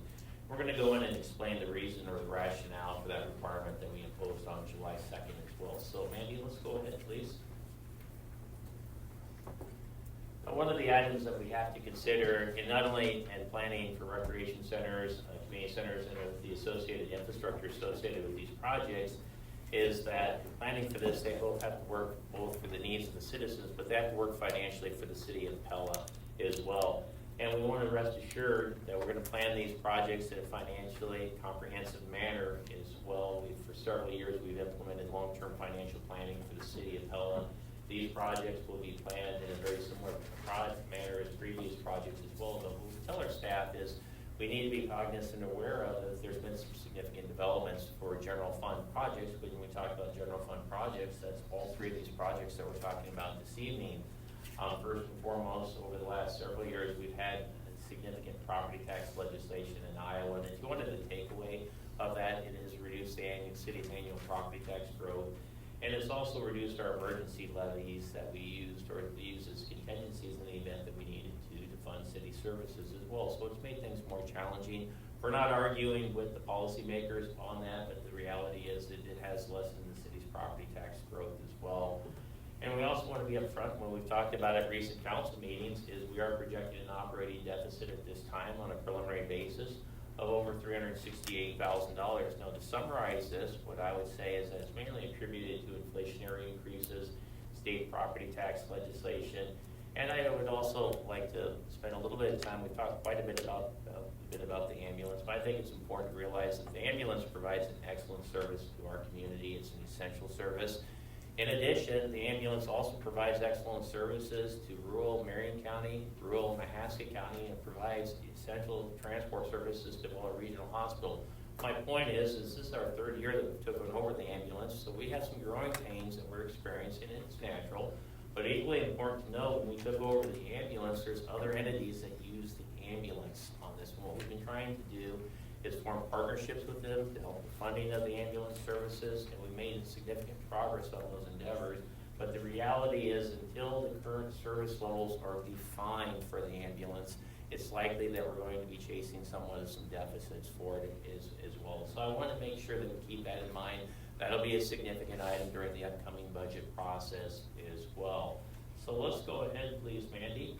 Let's get right into the numbers on it, and we have some good news to report here this evening. As far as the plan that we're considering this evening in the projects, as you can see, it's just slightly below $49.8 million.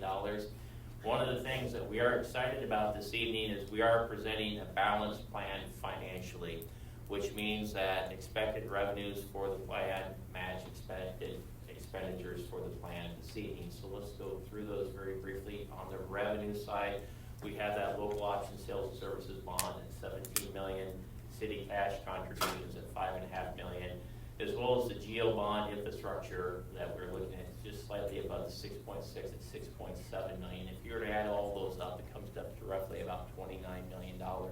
So if you wanted to look at the plan as presented this evening, the city's financial contribution would be somewhere between the $29 to $30 million mark.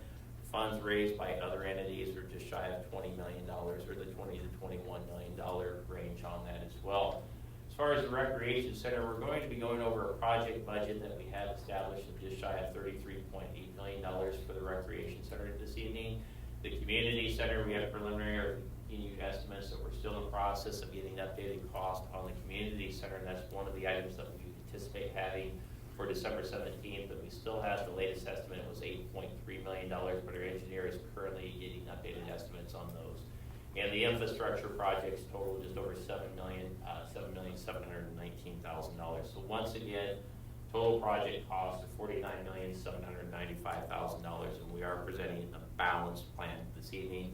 We've spent a lot of time talking about it in the past, and as council is well aware, this is probably the first time that we've shown a balanced plan on it, and it just comes from the work that we've done since July 2nd on this. And more importantly, when you look at this, and I'd be remiss if I didn't thank everyone that has donated their time, effort, and resources to this plan, but when you look at the private pledges, both for the community center as well as the indoor recreation center, just shy of $19.6 million, that's a significant amount of fundraising that's been performed in this community. So we're very appreciative of the level of support that we have for these projects. So Mandy, let's go ahead, please. Hold up, I want to interrupt a second. Mandy, can you pull up that that slide with the contributors slide? Because I just want to say something about some of the contributors to this project. So Pella Corporation, when we, way back in April 2022, Pella Corporation had pledged $6 million for this project. And I just want to remind people how important it is for the City of Pella to work with our large corporations. Let's just take Pella Corp, for instance. In the last few years, so Liberty Street Kitchen, they spent $3.5 million to create that restaurant. The Market is a $5 million project that the Pella Corporation and their and their owners have paid for in this community. The South Main project, they bought that for 900 and some thousand from Central College to get that project going and invested more in that. Prairie Ridge, out of Prairie Ridge, they purchased 150 acres of ground that has now become a community, a huge community. There's 93 houses out in the first phase. Everything else is coming. There's just going to be more.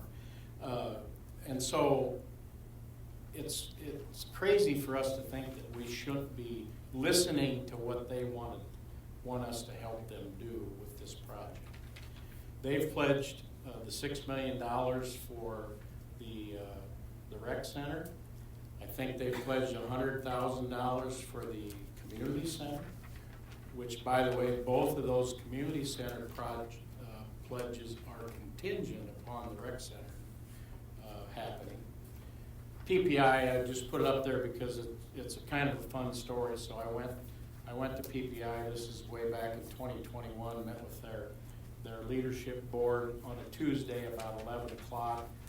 I asked them for $1 million for the project. At 8 o'clock the next morning, I had an email said, "Hey, we approved that." It's the quickness to their response is pretty incredible. So that was a good vote that, hey, we are interested in this project. Vermeer Manufacturing. Oh, the one thing I wanted to go back to Pella, because I forgot this. Everybody knows the Smash Park story here, right? What would happen to a business like that in almost every community across this country? I give all the credit in the world to the original investors that had the idea and invested a lot of money to make that project happen. A great facility for this community. It didn't work. Unfortunately, for whatever reasons, it didn't work.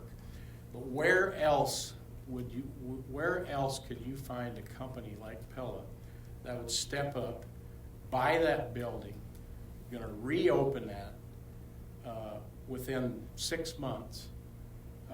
That's pretty amazing. And so for us to, if we don't go through with this project, then I'm going to have to go back to Pella Corp and say, hey, you guys have done all this for our community, and by the way, I guess we don't want your $6 million.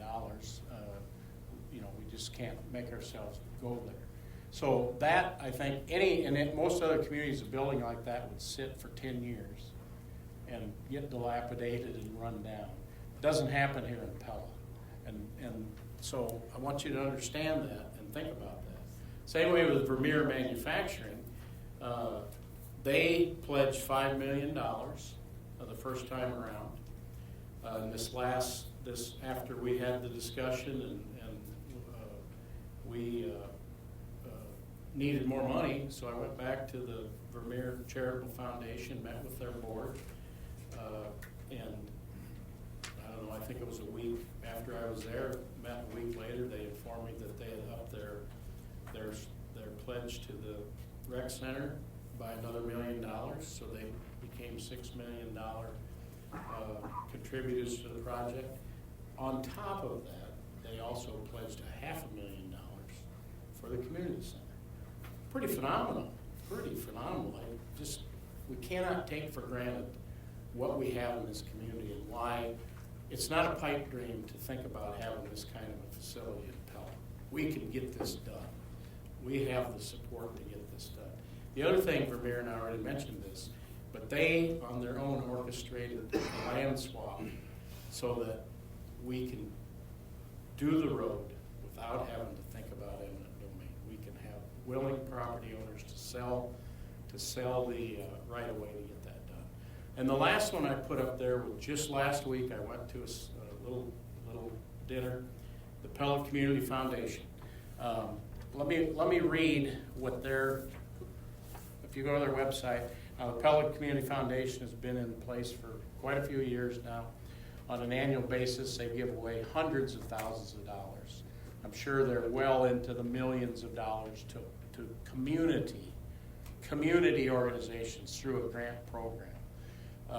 So nonprofits apply for a grant, they get grant. Well, guess what? The Pella Community Foundation approved a $50,000 grant for the rec center. Now, it's not the biggest, but it's the biggest grant that they have ever given. And so their mission statement, this website says who we are. The mission of Pella Community Foundation is to preserve the heritage and enhance the quality of life for the people of Pella. If that doesn't say exactly what this project is all about, then I don't know how else to say it. And their board, they get it. They got it. I walked out of that meeting with a check for $50,000. So they've already given us the $50,000. So anyway, I just wanted to highlight some of the support. I could put if we put the whole list of support up there, it'd be 4 or 5 pages long of people that have made pledges and already given us money, cash. So anyway, I wanted to kind of highlight why it's so important for us as a city and as a community to work with these organizations that are so willing to step up and help us create the community that we have. Okay, I'm sorry, go back.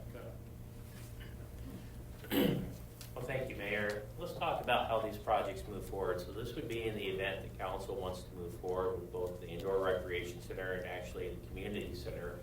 So with that, what we would propose, if we see construction bids for moving forward with the projects, we would have proposed partnership agreements for both the indoor recreation center as well as the community center.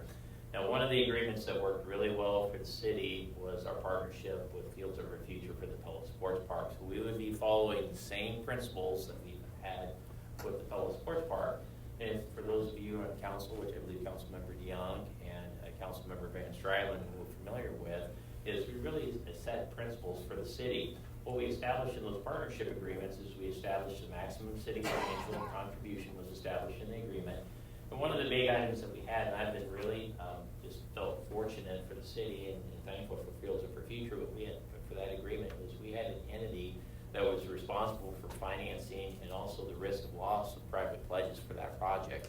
Worked out extremely well for the city of Pella. It was an incredible amount of risk that was taken, not risk, but they stepped up to the plate where it really helped the city out. If we didn't have that with the Pella Sports Park, it would have been several years more before that sports park was built because we would have had to wait for the pledges to come in and actually have cash on hand. At that point in time, we would have also been faced with increased probably construction inflation for the project as well. So that's one of the items we don't talk about, but from my standpoint, from a financial standpoint, that really made that project happen. What we're going to propose for both of these projects, if we move forward, is those same principles will be extended to both the indoor recreation center and the community center as well. So Mandy, let's go ahead, please. Now, as far as the infrastructure is concerned, once again, we have total estimated cost of $7.5 million. And what this involves is the extension of University Street from 240th Avenue out to 250th Avenue. And then we also have the extension of Baseline Drive as well. And some of the other items that are included within this project included additional water main that's going to actually enhance fire flows on the southeast side of our community. And we also have the sanitary sewer infrastructure. We'll be going over those itemized costs. But I would also like to mention, when you look at the indoor recreation center and the location of that in the northwest corner of the Pella Sports Park, is located in several I'd say entities that are located on the eastern portion of our town, the Pella Schools, Pella Christian Schools, Lely, as well as Premier Corporation as well. So let's go ahead, please, Mandy. We'll get right into the finances on it. Now, the financing sources from the city standpoint would be looking to issue what's called an essential corporate purpose bond. It would be a general obligation bond that would be paid through property taxes. Total of that bond is roughly $6.7 million, and as Mayor DeWard stated, we've also received a federal grant on the project of just right at $1 million. So we have total revenue sources at $7.7 million. As far as the estimated cost for the projects, the University Street extension is just shy of $4.8 million. The Baseline Drive extension is just over $1,077,000. The water main extension is just shy of $765,000, and the sanitary sewer infrastructure totals just over right at $1,082,000. So we have an estimated cost of $7.7 million. We spent approximately $157,000 to date on the project and engineering fees for this project. If we were to proceed and issue and construct these projects, and if the projects do total $7.7 million, we could have projected debt service levy increase paid for the back of this bond of roughly 52 cents. So before I go on in the infrastructure and go on to the rec center, at the community center first and then the rec center, is there any questions over the planned infrastructure phase of this project? I'm assuming that if we have questions after the meeting, we have the opportunity to address them with you. Yeah, absolutely. In fact, I'll go a step further. Since this is an informational meeting on it, we're not only going after the meeting, but before we get to the 17th city administration, I'll be available to answer any questions that council may have as well. So that there'll be ample opportunities to ask questions on this information. All righty, let's go ahead, please, Mandy. Let's talk about the community center and specifically the financial parameters that we established for the community center on July 2nd.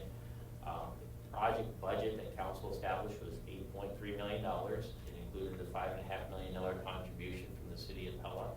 And we also made a requirement of the fundraising component of roughly $2.8 million. Now, with this, we also stated and informed the Friends of the Community Center that the council would be approving the final layout of the community center. And we also made a requirement that the private funds will need to be financed by a non-City of Pella entity, and that we would also have to approve the financing plan before approving construction contracts. But we also informed the Friends of the Community Center that the community center must demonstrate that the current operating subsidy will not increase due to the cost due to the project that's being proposed.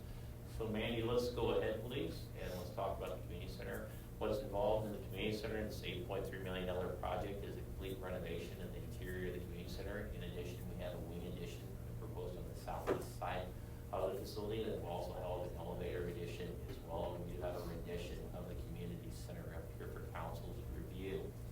So let's go ahead, Mandy, and show where we are to date. To date, we have total project revenues of $8,316,000. The city's contribution is $5.5 million. The Friends of the Community Center have informed me verbally on it, and we've been working very closely with them as far as fundraising is going extremely well for the project. But really from the city standpoint, what we're focusing on is that partnership agreement. And if you recall, we said the agreement for the community center will be structured after the Pella Sports Park. And in that case, we had an agreement with the Fields of Our Future that they would finance the pledges for the project. They'd also be responsible for the risk of loss. How that agreement worked is we went through the construction portion of the project. Each party paid a portion of the construction expenses for the project.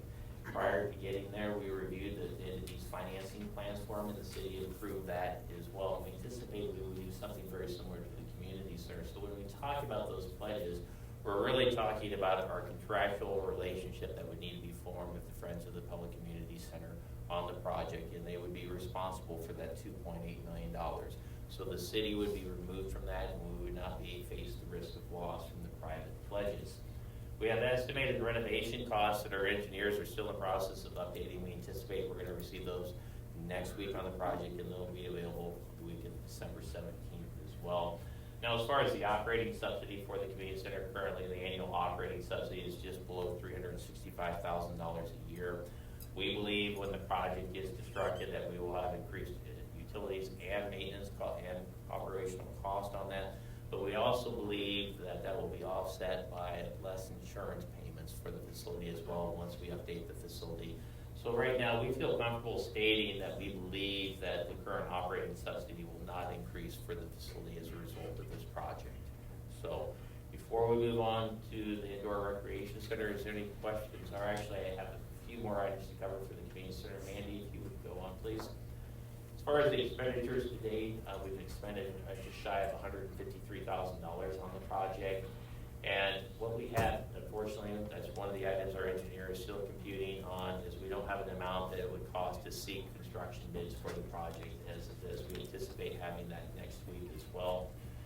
One of the items that we have, and we've been informed by the Friends, is they're still soliciting pledges, and it's going extremely well for the Friends. But one item that we're planning to do from the city standpoint is applying for an enhanced Iowa grant for the project in the amount of $500,000. And they'd like to have the commitment as we review and progress on this project, that if the city receives an enhanced Iowa grant, that we will not decrease our funding for the project, that maintains at the $5.5 million. And really that $500,000 could be used towards benefiting the project. That's one of the items that the Friends have requested from city administration. So Mandy, I think that's everything that we had for the community center. Is there any questions on the community center? You said some of the operational offset was the savings in insurance. If I recall, we were having difficulty insuring it because it was its age and disrepair. Are we paying for any insurance on it currently? Yes. Okay. And I'll have that information for you on the 17th, make sure that we have it. And you are correct, because of the age of the facility, the needed repairs. And I would say it wasn't just the Pella Community Center. It was basically for any facility in the state of Iowa that's over 50 years old that hasn't been brought up to the latest codes throughout the state of Iowa. It's my understanding from the insurance industry, there is significant premium increases for buildings all across the state. This deals with the ratio that occurred in eastern Iowa in 2021. And so we are not the only entity that faced issues with older buildings. But equally important to note is once we updated the facility, we've been told by our carrier that our insurance rates or premiums should decrease as well. So looking at this from a snapshot, the increased utilities for that wing addition we believe will be offset by the insurance decreases on the project. That's our position now on the project. So in other words, just circling back around, you're telling us that at the completion of this project, it will be operational and a revenue neutral. Yeah, Mandy, if we can go back just to make sure we're talking about it. That's why I asked. No, it's a little play on words, and I hate that when staff plays on words. It's not necessarily revenue neutral. Currently, the operating subsidy for the community center is just shy of $365,000. What we're saying is that $365,000 we do not believe will significantly increase because of the result of the project. In fact, we believe that the utility increase as a result of that wing addition and the additional insurance expense will be offset by the high risk, well, not high risk, but the additional premiums we're paying. You're just saying there's no change to the operations. That's the best way to describe it. That's what we believe now. Perfect. Okay. Well, because realistically, none of the facilities, of our facilities that we collect revenue for, break even. Well, I'm aware of that. That's part of my trepidation. Well, I mean, this one won't either. Yeah, while we're on this slide, it's a fast forward, but the rec center operating subsidy minus the existing indoor pool operating subsidy equals what in comparison to this 365? That's an excellent question, and I have it in about 2 slides. Well, I know, but I was wanting to hear it out loud when we're saying Yeah, this. let me look that up real quick. Dr. Carlstone, for our operating subsidy for the rec center.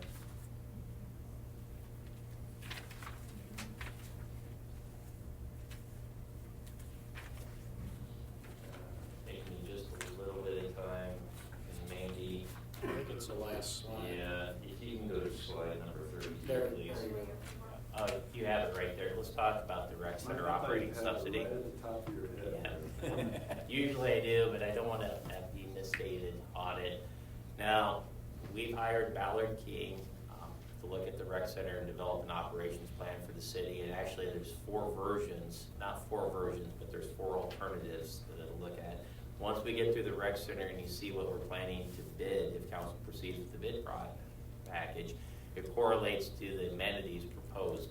This one was based off 4 gymnasiums, a competition swimming pool, as well as a turf field.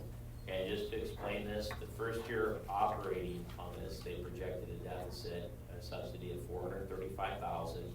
They projected an additional need for to stash away approximately $71,000 a year in capital expenses, which is $71,000. We believe that if you look at the indoor pool, the operational subsidy for the indoor pool is approximately $370,000. We believe $185,000 of that subsidy would be used if it was closed. That could be used to help offset the cost of the proposed indoor recreation center. So if we look at the first year, it would be over just about $322,000. The first year of the rec center is $322, with current subsidy for the community center is $365. If you were to look at the 5 years forecasted in the operation feasibility study, what we believe that net operating subsidy would be is if you averaged it over 5 years, would be just shy of $213,000. And that was based off the Ballard King report, plus what we believe would be the subsidy, that would the savings the city would realize by closing the indoor pool of $185,000. But we can't close the indoor pool. I mean, that's. If you build a new one. No, but if you build only a competition pool, that water is going to be way too cold for people who want to use it for aerobics and that sort of thing, because that water is colder than that people want to use it for just, lollygag around like old people such as us. And Councilmember Van Strylen, that's a very good point. And once again, I have that, actually I'll make sure I address that point specifically, because with the rec center, we have a few items to cover, and including the scope of what's being proposed for seeking construction bids as well. And that point will be taken up. I'll make sure I address that. This was for 4 gyms? It was 4 gyms, and it was also for a turf field. And I have an exhibit here very shortly that'll show you that corresponds to this operating subsidy. But it was for the turf field, a competition swimming pool, 4 full-size gymnasiums, 78,000 square foot facility. But we also have one for the full build of the facility, as well as the base plan that we have. And they're all a little bit different on it. But for discussion purposes, this is the one that we chose this evening. So there's been a lot of work on the operation side for the rec center. Mandy, if we can go back to the community center. So if we could go back to the last slide, we have, once again, we have project date expenditures of $153,000. Our engineers are still in the process of providing us an estimate on the cost to seek construction bids on this. And once again, the Friends of the Community Center have requested that if we received an enhanced Iowa grant for the project, that we would not decrease the city's financial contribution of $5.5 million for the project. So with that, before we head on to the rec center, are there additional questions on the community center? Help me understand the last clause there. I assume you didn't know the logic behind that. With the fundraising efforts, with the total project at a cost of $2.8 million, the thoughts would be, and this is more along the lines, and I would say both groups have been excellent to work with, but I've taken it from a financial standpoint. If you recall, we're stating that we're going to have revised cost estimates on the project. A year ago, when we had the bids on the community, not the estimate cost of $8.3 million for the community center, the thought is if the project, say, for instance, comes in at over $9 million and we receive an enhanced Iowa grant for the project, there'd be an additional deficit of about $700,000, for instance, on that. And so if we decrease the city's contribution and take the enhanced Iowa grant, then that means additional funds would have to be raised for the project.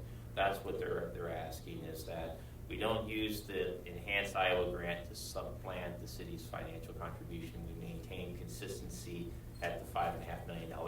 And that request was important to both groups that have fundraised for this, and the rec center has made a similar request as well. I don't think it's an unusual request in the least, or out of line.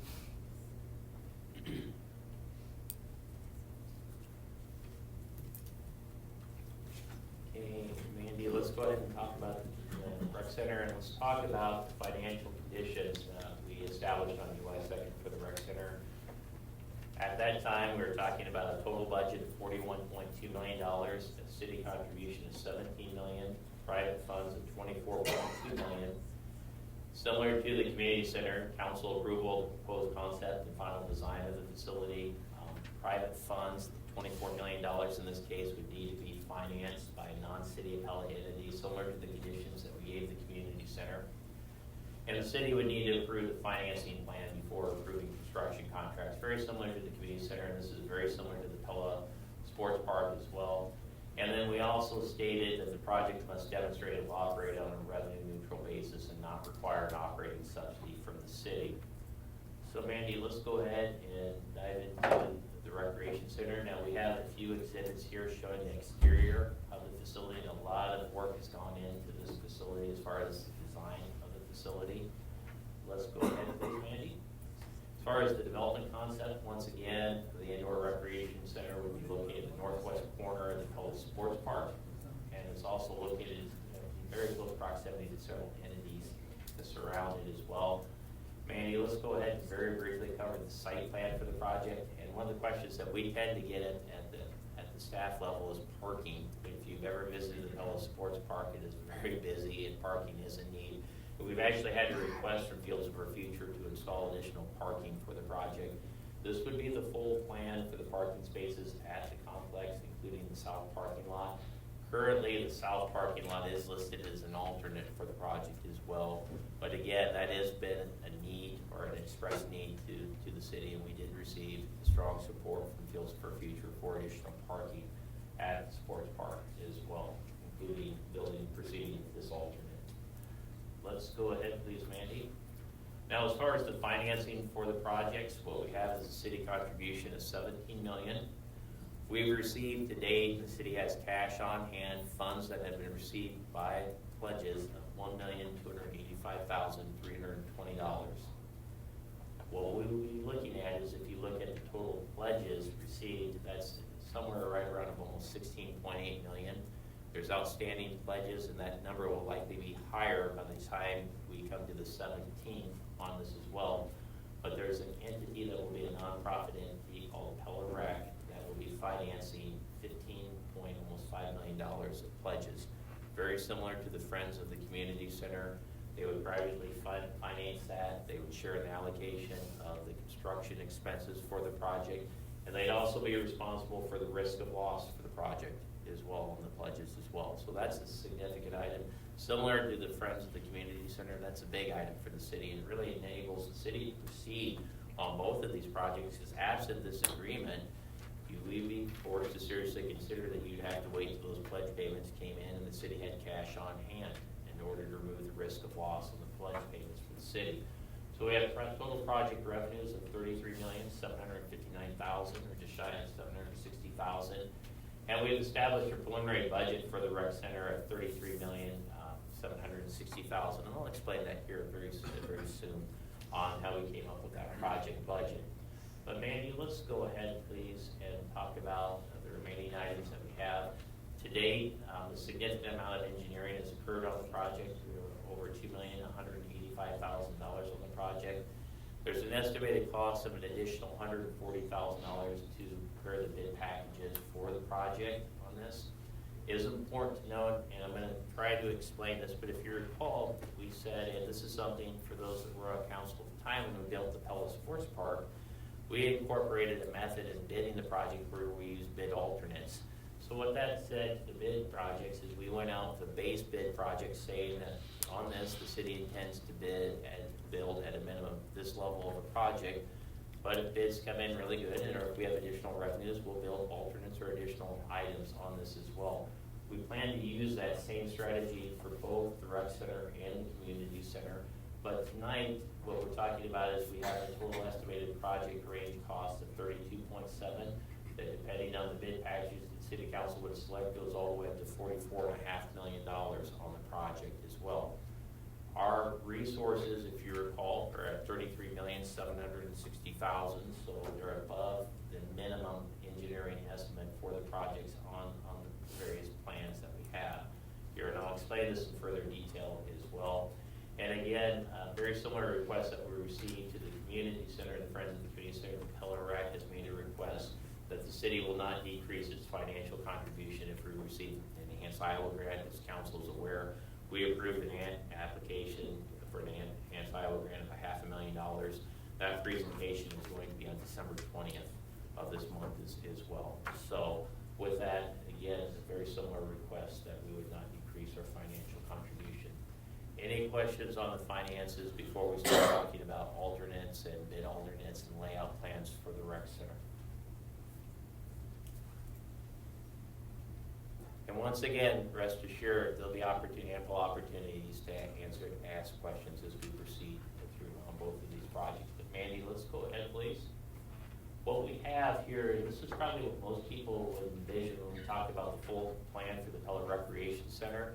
This is the full plan. Our engineers have actually given us a range of cost on the plan, and range depending on bids, they believe it could be realistic, any price anywhere from $40.6 million to $44.5 million. Previously, we've chosen to go the midpoint on the bid estimates, but both options are a valid engineering estimate for the plan. Total cost, full facility is 78,000 square feet. It would include 4 gymnasiums, competition swimming pool, also a recreation swimming pool, along with a warm water pool for water aerobics as well. And that was similar to what Mr. Van Strylen pointed out as a need for that as well on it, because the competition swimming pool, is my understanding, operates at lower temperature degrees than the recreation pool. We also have 2 levels of the facility. On the upper level would be a walking track that would go around the gymnasiums here, and you'd be able to overlook both the basketball area, would abut the workout spaces that we have here on here. So looking at the walking track, it's approximately 9 laps to make 1 mile for the proposed plans. In addition, there's various other amenities associated with the plan with this as well as additional workout areas for the plan, along with kitchen facilities and restroom facilities and the associated locker rooms. But the full plan, the estimated cost is between $40 million and $44.5 million. If the council proceeds with seeking construction bids, we will get a construction bid on this plan. Before we move on from the full plan, is there any questions that council may have on this item or the proposed full plan?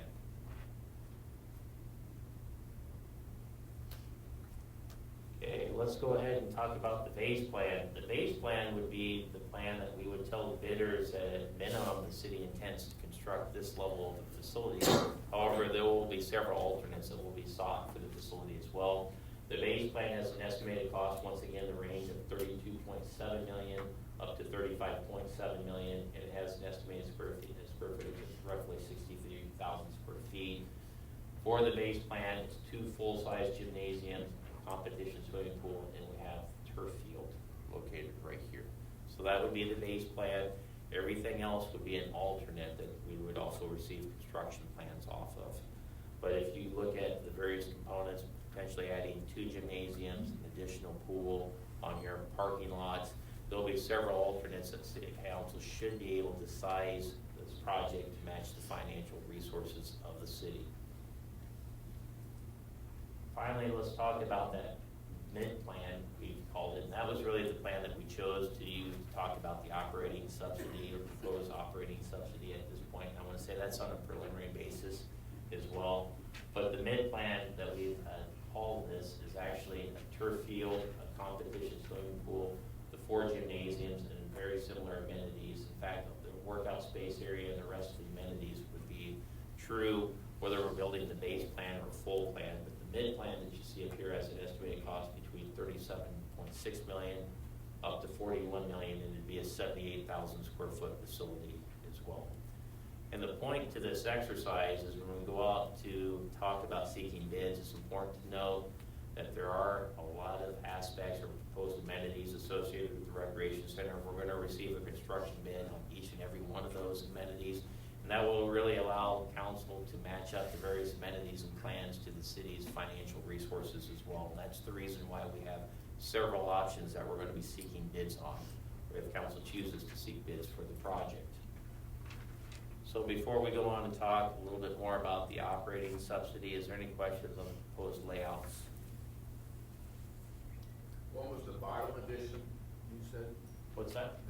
You had the turf field, the competition pool, and what's down below? Right here? Yeah. This is just green space right now It's with just the mid-plane. green space. So yeah, below that would be a parking lot addition on it as well. So that's just green space for the area.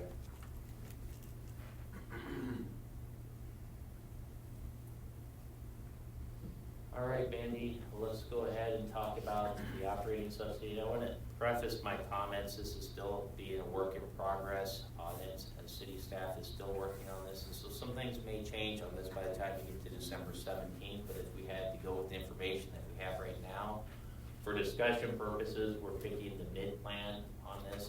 And all these numbers are based off Ballard King's operational feasibility study for the recreation center. It is important to note from an operational standpoint, with this, what Ballard King forecasted is a 5-year operational forecast. And the operation subsidy that they forecasted was between a net of $213,000 all the way up to the first year would be $322,000 on that. That includes the net closure of the city's indoor pool as well on this. So again, I think we've covered this. Now, as far as projected city operational levy ranges, they'd be from 31 cents up to 47 cents potentially on this. But I would also state this is something that we're still working on. Ballard King, when they made their analysis, it was based on city staff operating the facility as well. There's still a few items that we want to take a look at. So these items may change by the time we get to the 17th, but as of right now, we are short on the standard that council established on July 2nd for this item.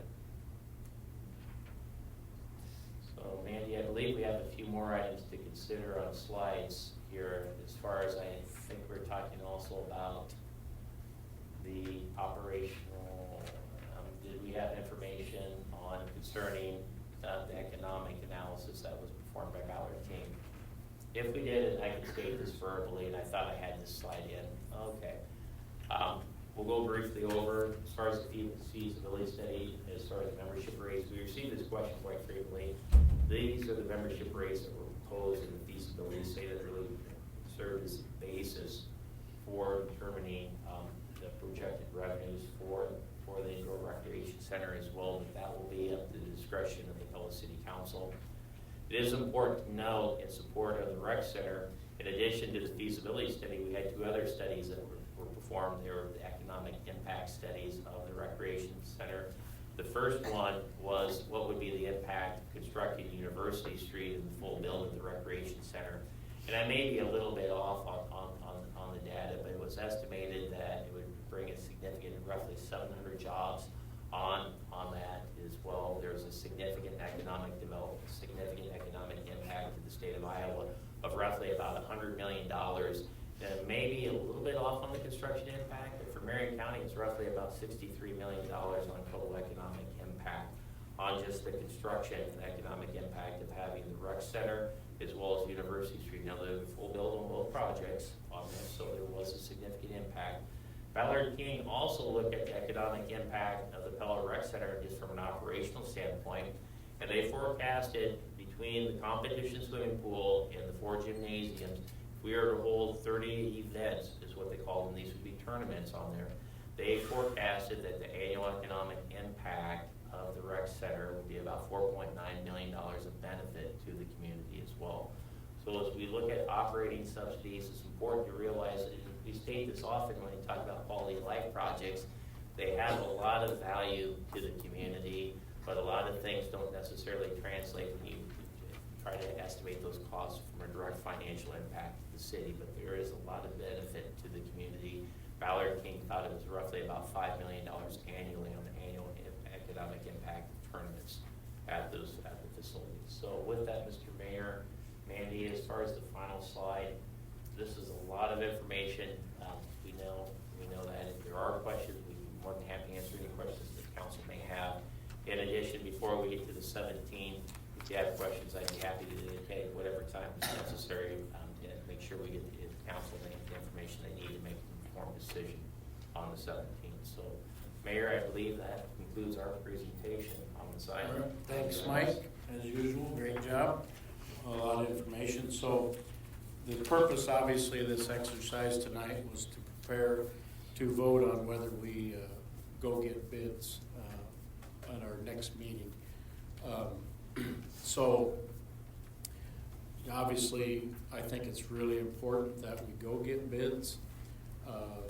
You know, the way we'll structure those bids is with alternates, and so at this point, we don't have an exact number. I've been asked by several people that I've talked to about helping with this project, you know, how much do you need?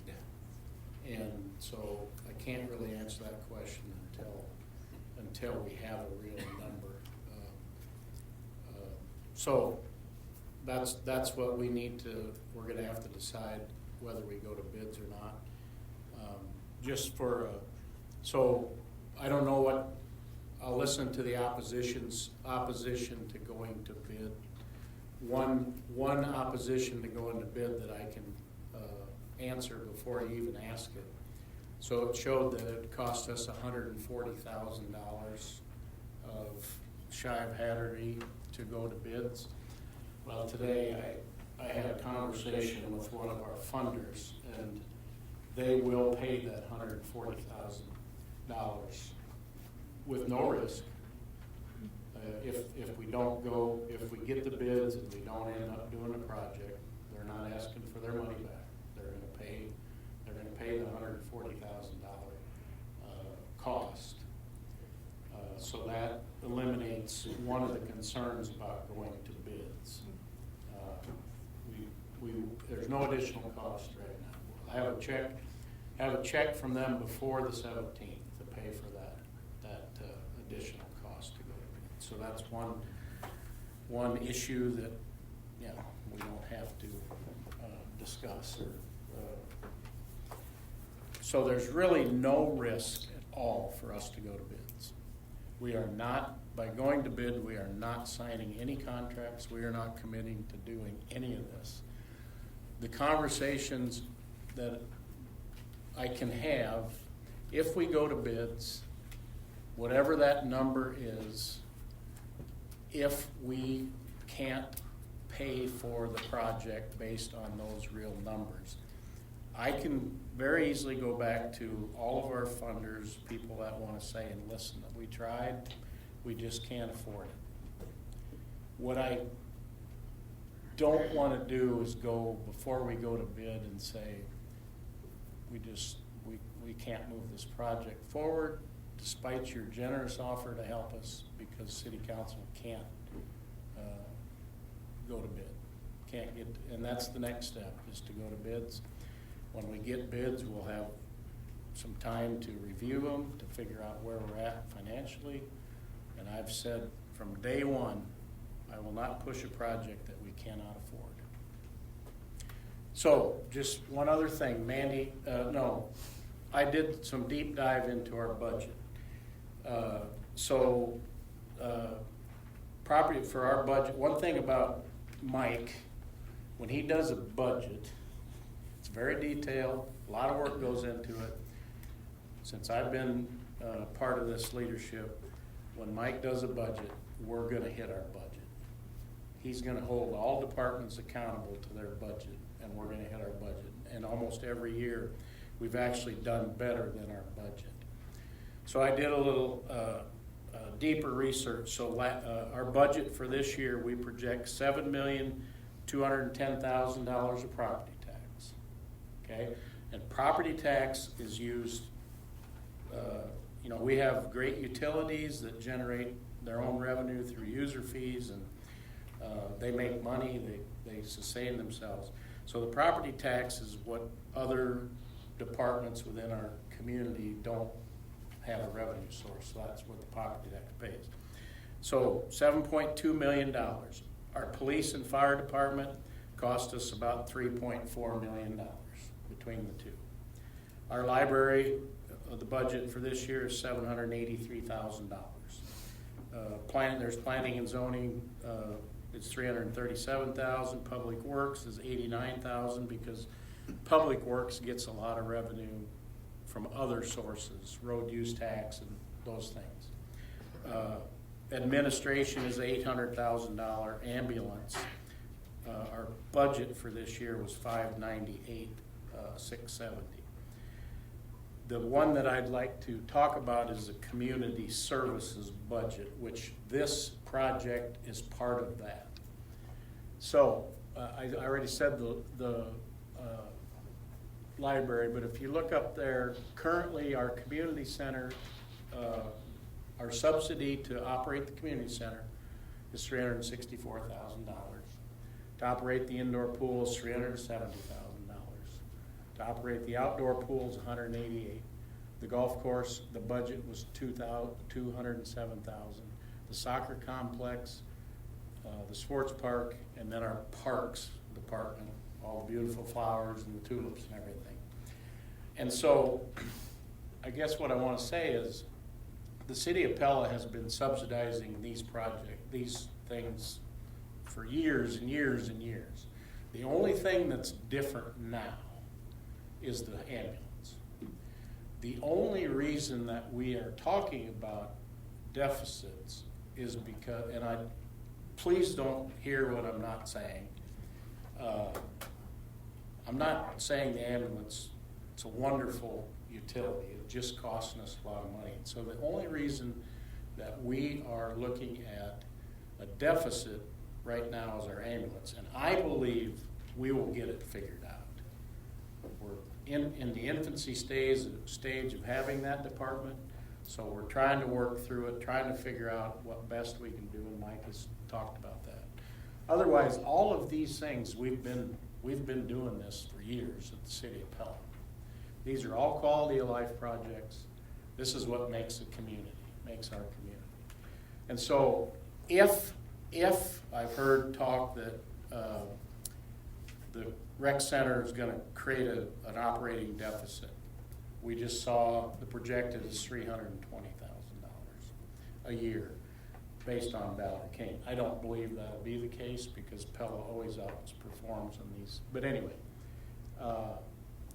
so if we're going to hold that to a higher standard than all of these other projects, so we're okay investing $8 million into the community center that we're subsidizing for $3? And again, I'm not disparaging. I'm all for all of these. I want us to continue to subsidize them because they are what makes our community great. But are we going to hold this project to a higher standard than we hold to all of the other ones that we're working on? So that, and again, that's something for one thing, if we build this rec center, we won't be talking about operations till 2027. By the time we get it built and it's open. And our financial position at the City of Pella, when I came on as mayor, we had $32 million in the bank. We still have $30 million in the bank. We've spent millions of dollars on infrastructure over the last 5 years. We've subsidized all of these departments for the last 5 years. So anybody that says we're in financial straits is just not, it's just not true. We in our checks we sent today, we have a check for $300,000 to go to Central College. Again, 100% support that for the pickleball. I don't recall anybody gnashing their teeth wondering how we were going to pay for it. We just threw it an unbudgeted item in Mike's lap and said, here, figure it out. And we will. So I just want I want us to be fair when we start talking about this particular project against all the other projects, against all the other things that that our property tax subsidizes, and that's all included in all of these different departments and amenities that we have. And so I'm asking for us to move the bid forward. We're not committing to anything. We've got somebody that'll pay the extra cost to do the bid, so there's absolutely no risk to us to get a bid. If it's $50 million, if it's $30 million, then we can react. Are you asking for? I'm just. No, not a vote. No, we're going to vote next time. I'm just asking for you to consider supporting to go to bids after what we've said, because there is a lot more I can tell you, and hopefully you don't underestimate the ability of this community to support this project. There is a lot of money to be had yet. And we can call you if we have questions. You can call me, come to my office, I'll have all the conversation anybody needs to have.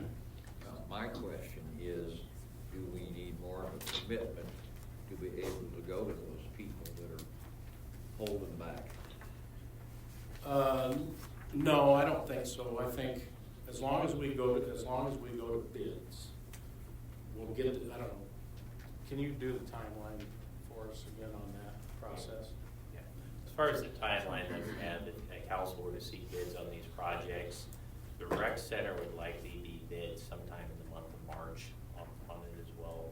Council would probably be making a decision on that project sometime in the month of late April, early May on the project.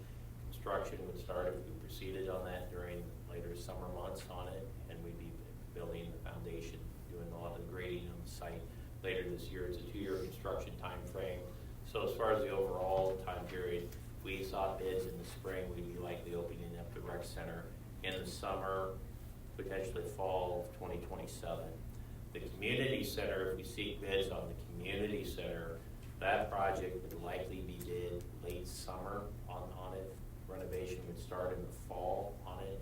And it's our understanding that renovation could take somewhere between 12 to 18 months on it as well. So we aren't as far along with those types of details on the community center as we are on the rec center.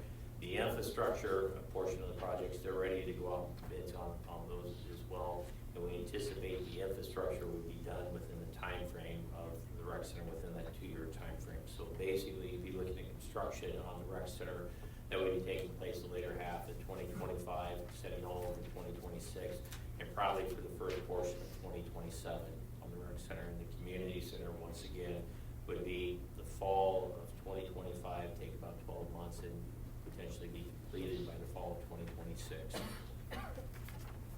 With my experience, that's why I asked the question. Whenever we bid a big project, if we're dragging that out into the spring, you're not gonna get the bid that you're gonna get in January. I think the time frame for bids is pretty good right now. We would get a bid, I think you said bids by March. That's when companies are, and there's a ton of interest in this project, obviously. I've been contacted by some of the really big contractors. So I think we'll be in a good bidding environment, but I don't know until we open the bids. Yeah. The rec center would be bid somewhere between about 60 days after council's decision on it, so it'd be sometime in February, March on that. And then by the time you get through the evaluation and the number of alternates that we have, we believe it'll be sometime in March or April, council will be likely making decisions on the project. In all my fundraising efforts, whenever I talk to people, I've said, I want you to make a pledge, but I don't want you to give money now until we approve this. Well, as you can see, $1.2 million is already in the bank for the city, so. And I don't know, Patty, how much if cash you guys have taken in on the community center. Probably about 350,000. Yeah, so you've already taken in some cash too. We have pledges beyond that. Yeah. Cash funds. Same, almost $17 million, almost 1.3 is cash in the bank, and the rest is pledged, signed. We have people sign and pledge. I'll correct that, 428,000. I did have those numbers. So how much did you raise as of today? We're at about just under 1.6 million in pledges and donations and commitments. How are your pledges structured? Are they a 2-year pledge, 5-year pledge? It's between, we're offering anywhere from 3 to 5 years. Okay. We have some 3-year pledges, some 5-year pledges. We have some pledges that are already executing. So. Okay, thank you. I think that's a good question, but I think the key to remember is the agreement will be that the pledges will be funded by someone other than the city. So that, the way Mike describes it, as we would get into construction on both projects and get a bill for, let's say, $500,000, $250 of that would be paid by the city's funds, and $250 by the agreement. So the financing of the pledges is off the cities. That's done by someone else. Okay, thank you. Is there any idea of how many people are gonna be members, your commitment of members? That's a very good question, Councilmember Butler. The operation plan that we had this evening for the turf option, we believe that number is 475 would be the turf that we talked about the operating, but it depends. The membership depends on what amenities are associated with this. And generally, a rule of thumb is take a while to explain the various options, but if we have a recreation pool, we believe that membership number will be higher for the recreation pool than the turf field.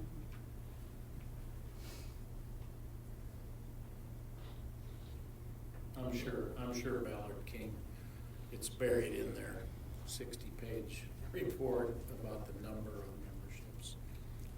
One thing, we've talked about this before with the Pella PRC building that's currently open for some recreation. It's part daycare, part, they have, I want to say 600 and some members maybe there. That will close, and you know, it's another positive to this whole plan is that would close, and Pella Corporation is anticipating expanding daycare into the spaces that are now recreation, which certainly is another need of the community, additional daycare.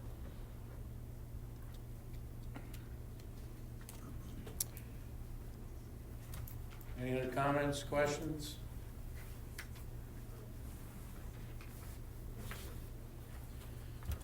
All right, then we will move on to designation of an official newspaper for 2025. All right, Mr. Mayor, actually, I turn this item over to our city clerk and HR director, and Mandy, if you'd like to walk council through this item, please.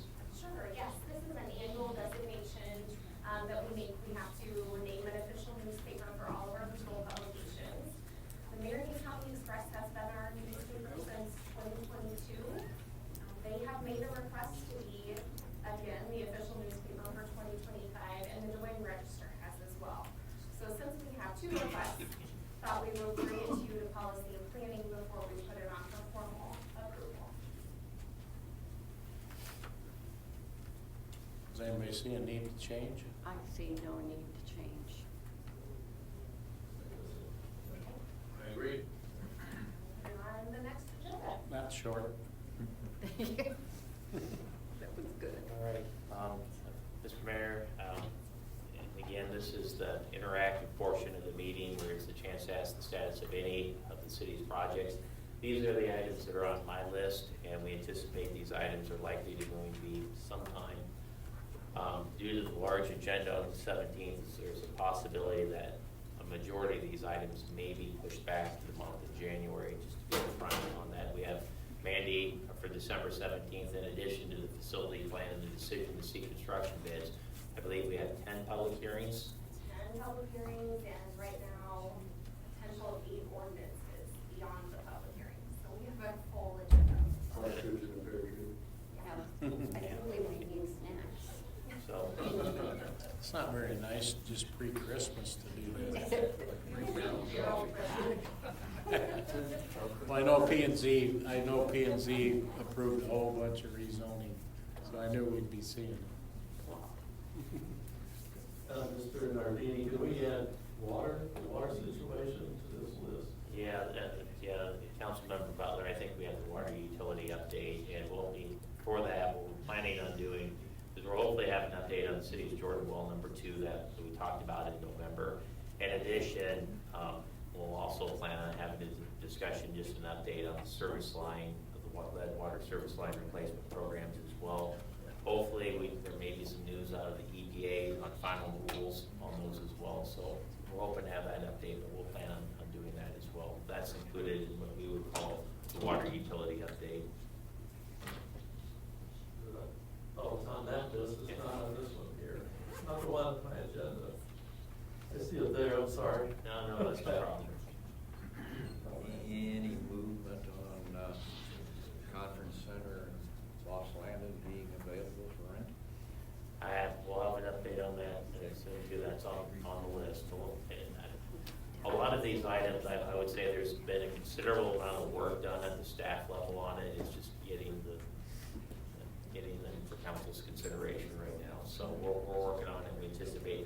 discussed most likely in January.